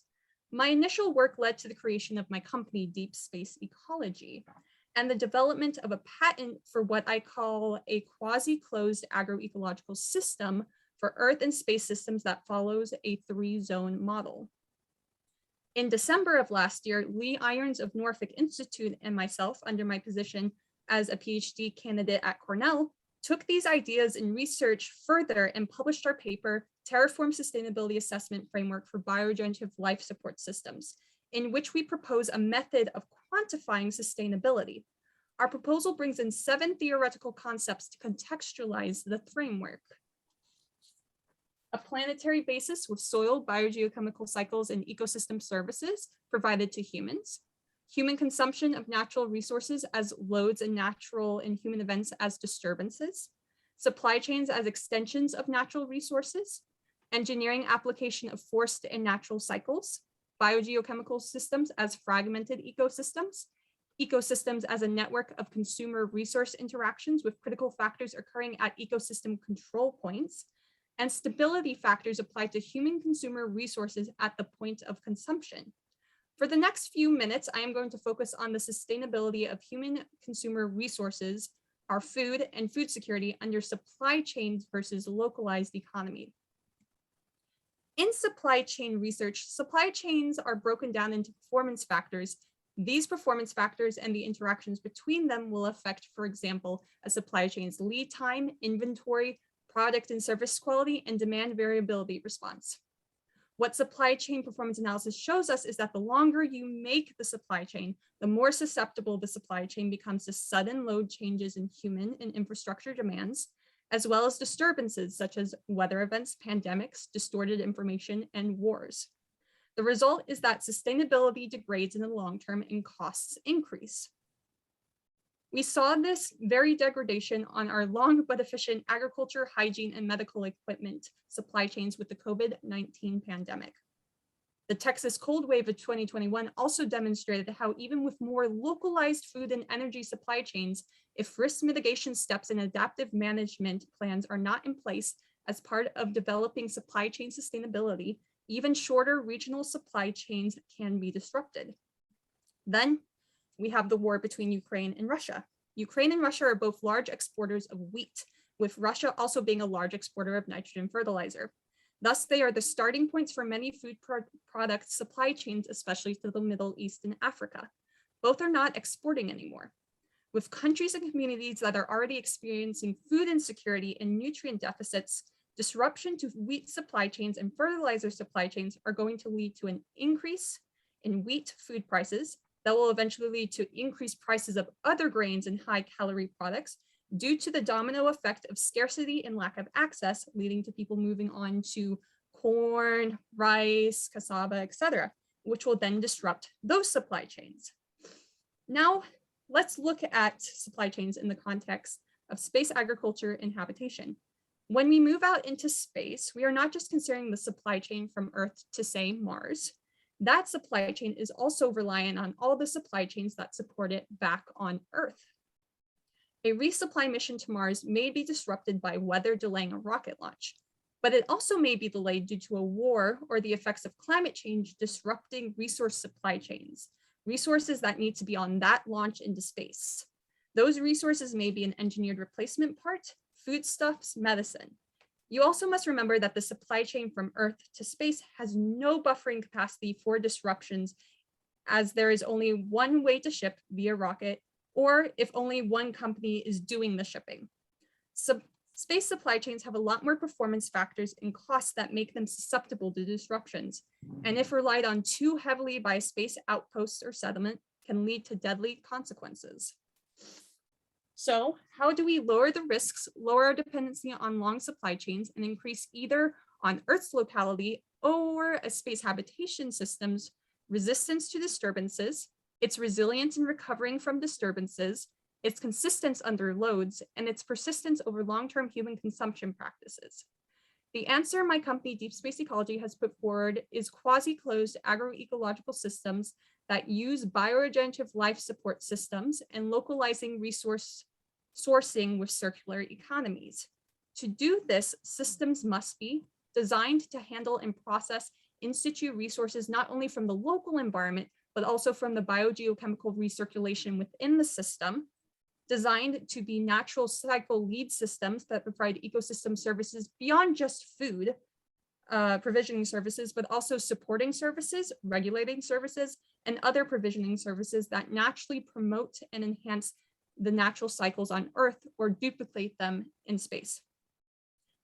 These systems need to be designed to be safe to fail with biodiverse competitive redundancies, and ultimately designed and built using quantifiable measurements for sustainability. With such measures, the hope is that we can terraform space to naturally support humans like Earth does, and even design and manage our Earth agricultural systems to be more sustainable. Thank you very much.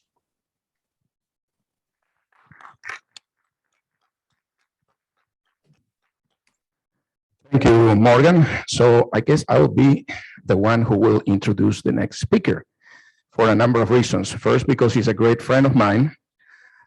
He's a NASA scientist. He had been at the Ames Research Center for a number of years. He's a graduate from our program of space studies. He's, I think he's a senior scientist now at NASA Ames in California.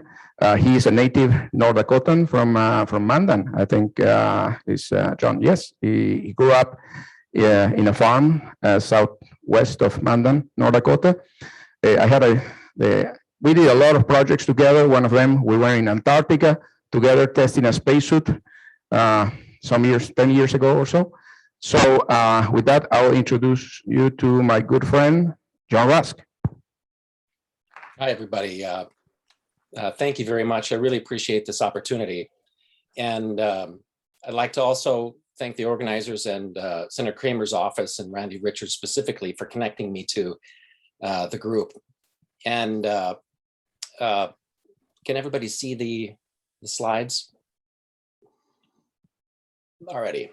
So I'd like to share some experiences as a scientist and farmer rancher as it relates to space ag, and discuss how NASA's core capabilities in the biosciences are central to this mission. And I'd like to touch on some of the challenges associated with this effort and highlight some examples of technologies and operational scenarios invented here in North Dakota that are instructive and useful for this effort in space ag. And as we've heard today, North Dakota is uniquely positioned to substantially contribute to space exploration and future missions because of its location, because it's an EPSCoR state, and because of our extreme weather and conditions. We have much to gain by doing this work in North Dakota from the perspective of actually conducting this activity on the moon or in Mars. And so I'd like to start by explaining that my inspiration for space exploration started at the farm, as Pablo was mentioning. And it was really at a situation that was much like this, where I was chopping water for our cattle, just as a kid, using an axe to cut a hole for water to come up so we could water our cattle. In the dead of winter, I discovered that some frogs had come to the surface, and I thought that they were dead. And I touched them with the axe, and they started to move. And I realized at that moment that if life can survive North Dakota winters this way, it's got to exist elsewhere in the universe. And so it's inspired me to get involved in space biology and astrobiology, and to work with technology developers who are helping to make these things happen. But I also learned a lot by exploring North Dakota in general. And the First Peoples of North Dakota offer a lot of lessons that we should listen to and learn from. The Earth Lodges that are at Fort Lincoln State Park and the Anaslant Village offer examples of in situ resource utilization that was implemented by Native Americans many, many generations ago in very successful ways in this extreme environment. And I would draw your attention to the fact that these particular habitats are also being modeled by existing companies and space agencies for use on planetary surfaces. Rather than an Earth Lodge, a regolith lodge of sorts might be a really ideal scenario for explorers to use as they are living and working in the lunar environment. But I should point out that this is not without a lot of challenges, and I'll get to some of those in a minute.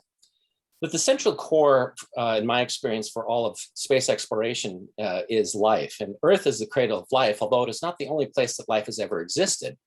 We have taken life to the moon, and China has successfully germinated seeds on the moon as well. But no one has yet germinated seeds in lunar regolith, and that is something yet to come.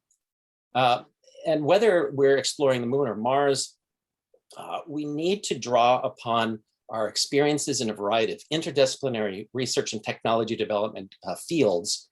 And the best examples that I can offer are some of the core capabilities that are at NASA Ames Research Center as it relates to astrobiology and space biology. Astrobiology being the study and origin and evolution of and distribution of life in the universe, and space biology being the study of what happens to life when it leaves Earth. Human research, of course, the study of human beings and what happens to them in various environments. And as we heard earlier, planetary protection is something that's very important as it relates to ensuring that contamination by Earth life doesn't happen and vice versa. And there's another area that NASA Ames is involved in, and that's synthetic biology. And there are missions right now that are in particular developing bionutrients by engineered microorganisms to supplement nutrients that might be naturally formed from plants. And if we look at these core NASA capabilities and begin to imagine ways that they can work together, because often these groups are very focused in their own regions, we can imagine the space ag scenario being something that blends all of these core capabilities together, for example, right here in North Dakota. But for space ag to be successful, we're going to have to be very grounded in our expectations of where we're doing this work as it relates to the moon or Mars. And I draw your attention to the fact that the moon and Mars are extremely dry, chemically reactive places. The dust from the moon is studded in elemental iron, so it's highly chemically reactive. It also has hydroxyl radicals on its surfaces that are waiting to react with water. And we know that I have worked with teams that have assessed the toxicity of lunar dust, and we are just beginning to touch upon our understanding of the chemical reactive nature of Mars dust, and have become aware through the Phoenix mission that perchlorates and other oxychlorine species are present in large quantities and are potentially harmful to biology. So we have to keep that in mind as we work towards practicing and working in the lunar and Mars environment. And the place that I've been involved with where that really has put this to the test is in Antarctica. And a few years back, I worked at this place, the South Pole Amundsen Scott Station, and worked in the greenhouse where we produced crops for people to eat and enjoy there at the South Pole. But it's not without its challenges, as we've heard earlier throughout today's discussions. Growing plants in extreme environments requires a variety of nutrients and energy sources and so on. And the limiting factors are true here in Antarctica as well. And one of those being water. And in the case of North Dakota, we know how devastating the drought was last year. I took this picture after I got off the baler tractor to see one of the most heartbreaking, crops of wheat that we've ever seen. Didn't produce anything. And the fact that drought or water limiting systems, even here on Earth, is a problem for agriculture. Water is even less available in the lunar and Mars environment. So we need to be very strategic and forward thinking in how we will develop the systems to accommodate agriculture in very water limited environments.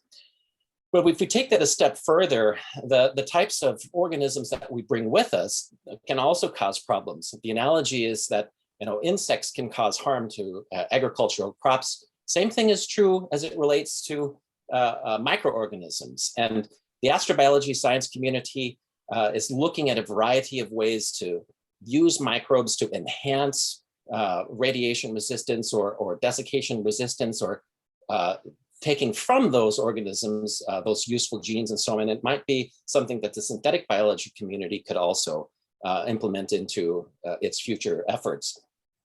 Oh, but it's not just biology that's important to this space ag effort. It is also technology. And I took this picture at the South Pole of the South Pole Traverse, which brings supplies overland, traveling thousands of miles to bring fuel and supplies to the South Pole. And the fascinating part about this is that it was led by technology that was invented and developed in eastern North Dakota, right there in Fargo. And I would challenge people to think about how can we adapt this kind of technology also for use in lunar environments. It might seem far out to think of something this heavy duty in the lunar environment, but it really is something like this that we're going to need to be able to move large amounts of regolith if we really want to see these kinds of habitats and facilities be developed. And whether it's robots on planetary surfaces or humans in extreme environments on Earth that are practicing and developing instruments and testing them for use in space flight scenarios. It really comes down to working with and developing and practicing these technologies for use in operational scenarios. And one of the best examples that I can point to is one we've heard here today is the habitat simulator right there in Grand Forks. And someday in the future, I hope to see something like this be actually as developed and implemented and operated on the surface of the moon or Mars.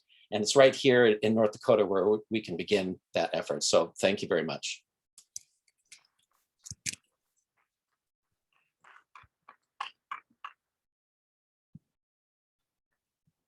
John, thanks a lot for being here with us today.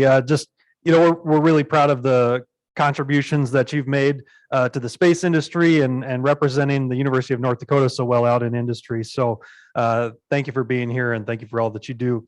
Next, we're going to have Curtis Broda. He was on one of the panels earlier, and Curtis is the co-founder and VP of product at Wyvern, a satellite company that will provide affordable hyperspectral images from space using their proprietary satellite technology. So Curtis, it's all yours.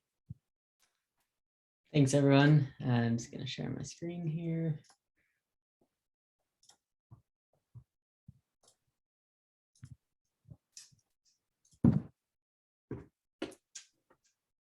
Awesome. Thanks, everyone. Thanks for coming today. Sorry I can't be there in person, but as most of you know, the weather has gotten the best of us. Wyvern is a startup company located in Canada. We're building small satellites to sell imagery to agriculture and resource industries. We started out of a university project building small satellites at our university, and we kind of felt like building a commercial company out of that would be a really exciting kind of next step to bring that expertise to the commercial world. So satellite imagery and agriculture has a long history. Ever since like kind of the original Landsat instruments, people have found satellite imagery to be useful for agriculture. Increasingly, there's a variety of different sensors being used, a lot of different opportunities for people to take that data and build actionable insights. But there still are some problems that need to be solved for this to be truly useful and to really like see the full potential of satellite imagery realized. Some of those problems are the affordability and access. It's still fairly difficult and expensive to build applications onto somebody's imagery. A lot of companies resort to using the free imagery tier from a lot of government satellites, mainly because it's pretty easy to access and it's free. But there still is a lot of opportunity for paid imagery to solve real problems. So one of the things that is lacking today is the number of spectral bands, which is related to the amount of information that image can provide that goes beyond the native eye. As well, there still is a problem with taking these images and making them into actionable insights. So what can the operator or farmer actually do something with the information? They can't do much with just an image. It has to be processed in a timely manner such that that person can do something with the image itself. So Wyvern wants to solve these problems, at least partly by providing hyperspectral imagery. That's basically imagery that has more information or more colors than existing imagery. And the way we're doing that is with a technology solution. We're using these small satellites, an innovative unfolding space technology, which gives you a higher quality at a lower cost. And this is important for agriculture because a lot of that spectral information is directly related to the plant health of the farm, or directly related to plant health, diseases, or stress. So hyperspectral imagery can help in a few different ways. Right now, a lot of people use a measure called NDVI, which has been around for about 40 years, but we think it's time with hyperspectral imagery to go beyond that into different measures. Some of these maps on the side here, they'll show you different characteristics of your crop that aren't available with today's imagery, but they would be available with hyperspectral imagery. Some of the biggest wins that we're looking for are around nutrient concentration monitoring, crop stress, and emerging carbon solutions. So with nutrient concentration, if we could show that we could measure nitrogen at scale, we think we could help farmers save about 10% on their actual fertilization costs. So if they had a reliable update as to where how their fertilizer application is going, whether that fertilizer has remained in the soil or if it's leached off due to a rainfall, then they could choose to apply an appropriate amount of fertilizer or not, depending on the actual state of the soil. Another really big swing that we want to take is, can hyperspectral improve yield prediction? This is helpful for both the farmer, but also other entities that want to predict, is this area going to produce? How much is this area going to produce? And these are only things that are available with hyperspectral imagery. A lot of the red, green, blue imagery we see today can't tell you these really detailed metrics.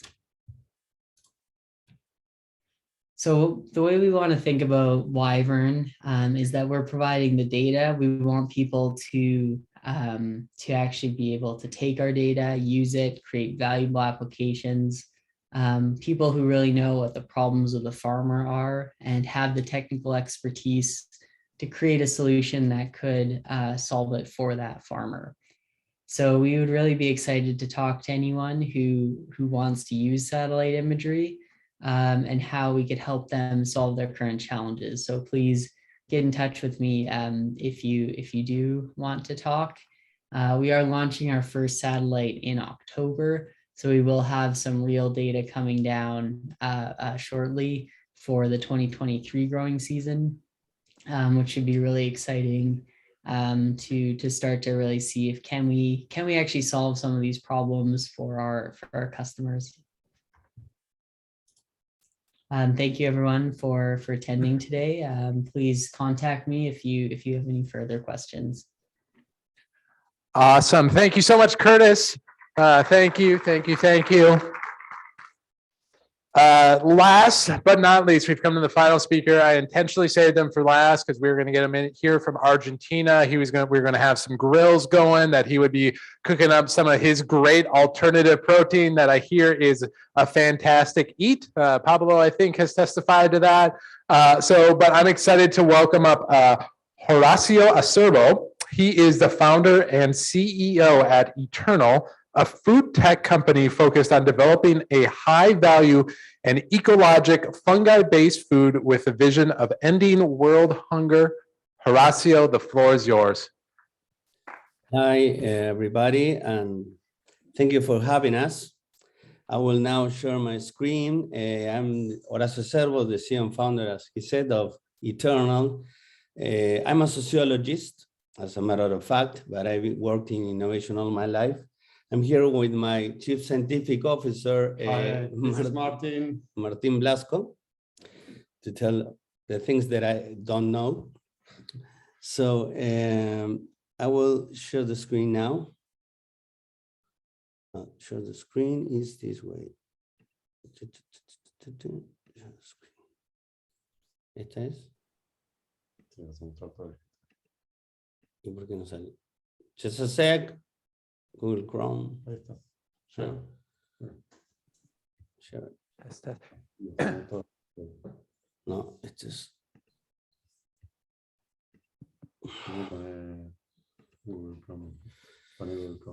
¿Dónde? Sorry about that. It's okay. It's always amazing to me how we can people and innovators can always work to solve Yeah. world hunger, but have trouble sharing their screen. So that's okay, Horacio. As a matter of fact, here it's a holiday. So I'm not the one that do this normally. But I don't know what to do. Sorry. Sorry.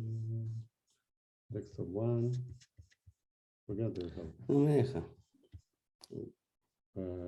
Cuidado.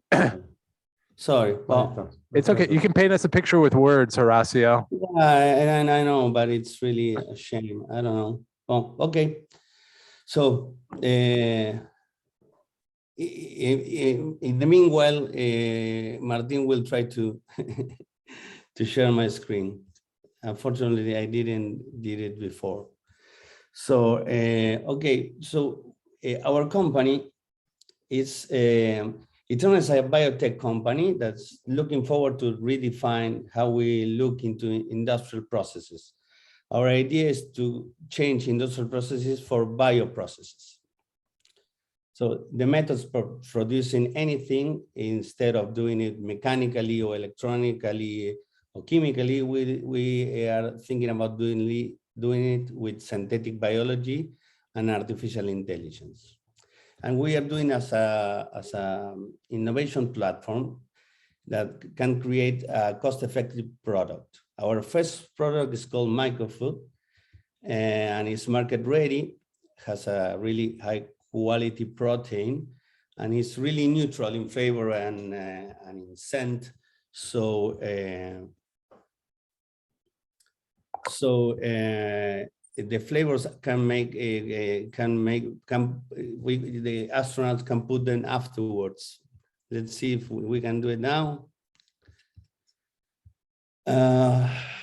So our biomass, as I said, is really the scent, and because is very neutral, and that's why we can put really less, really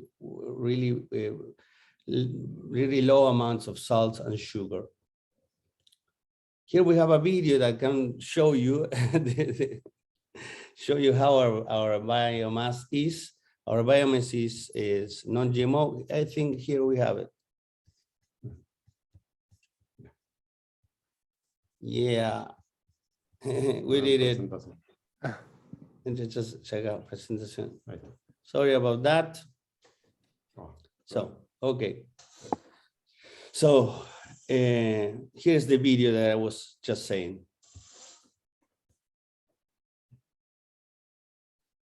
This is our biomass, just out of our bioreactor. You can see it has already texture. The idea of this is that in the space you won't have to, and in a spaceship you won't have too much time to make texture after you have already some kind of biomass to make the food as palatable and as fast as an astronaut would need. And apart from the plants that are great for gathering CO2 and nutrients to produce complex molecules, there's a potential for other type of organisms for the production of food in space locations. I'm a sociologist, and as I said, we already domesticated plants and animals in the Neolithic, and in order to feed ourselves in Earth. But now the next revolution for us is to domesticate organisms like filamentous fungi, yeast, and bacteria to gather the key potential. So we consider that filamentous fungi is a different way to produce protein from simple compounds. I will let Martin take this. Well, when we are talking about producing food everywhere, we have a set of different scenarios regarding the production of food. These are characterized by the particular conditions of the environment that need to be harboring the food production. A very well fitted due to the readily available material for reaction is Earth, where evolution has given us great help. and we have exploited it for a long time. When considering spaceship traveling the vacuum of the space, the recovery of every atom is mandatory to keep the cycle working at the expense of energy that can be either harvested or produced without great mass loss. I mean, by using nuclear reactions. Finally, reaching locations with elements available reduce the recycling requirement, but pose the conversion as a must to increase the generation capacity. Bioreactors are devices minded to control the factors affecting biochemical reactions. For example, temperature is very important for those reactions, pH, salt concentration, water potential, reagents concentrations, the product concentrations themselves. All these variables can be controlled within this very controlled environment of a chamber, of the reaction chamber. And these type of devices are very well fitted to perform any microbial production without having in mind what's happening with the climate, what's happening with the rest of the outside environment. I will be getting a little technical here because I will be talking about the particular microorganism we are using. That's a filamentous fungi. It's Fusarium species fungi. It's used for producing a structure that's pretty much the same as meat. If you are seeing on top, you will be seeing a picture in the left that's the filamentous fungi growing. And if you take a look down, you will be seeing an electron microscopy where there's a comparison between the fibers of these fungi and the meat fibers on the bottom. When we are considering this type of productions, we have to consider the regular yields that has to do with the consumption of oxygen, the biomass yield on substrate. This is an heterotrophous type organism. That means that you need some complex molecules as glucose in order to grow. You will be having some CO2 being involved from the reaction because of the oxidation of the glucose. But what's nice is that we are having a biomass production rate, but that's very interesting because we can have more than 2 grams per liter per hour, and a concentration of biomass that's between 13 and 20 grams per liter. So it's a very impressive amount of material that we can be producing. And the nice thing about this material is that it's having a 50% protein content that's very high in quality. Generally, that quality is measured as protein digestibility, corrected amino acid score that we call in food science PDCAS. That's 0.93, 92, with the top of 1 for egg albumin. This biomass also contains very good lipids at an 11% and also contains fiber in a very high amount that allows a prebiotic material for the good gut bacteria that we are having in our intestines. So thus we are producing a meat-like product in terms of composition and texture that can be produced in bioreactors even in the space, in spaceship. As I already said, in Earth, in terrestrial conditions, we are having plenty of nutrients that can be used for the food production. So at the end of the day, we are having a composition that's very easy to obtain here in Earth. But when we are considering, for example, the International Space Station of any spaceship going to other location outside Earth, we will be having the need to recycle all the elements that we are using in the food production and those elements that are being consumed by the crew. But in the case that we are going to a planet, we are landing somewhere where we have some other materials available. For example, we landed in Mars and we have a lot of CO2. We can open that closed cycle that was been restricting us from growing further in the spaceship to go bigger in terms of the amount of people that we will be feeding. And opening that cycle posed a very big challenge, because somewhere you can have not that compound that you are in the need of for growing your microorganism. So you have to convert that, for example, CO2 into glucose, or for example, as we have posed in our challenges, in acetate to be used as a food, as a carbon source for our organism. So, yeah. So,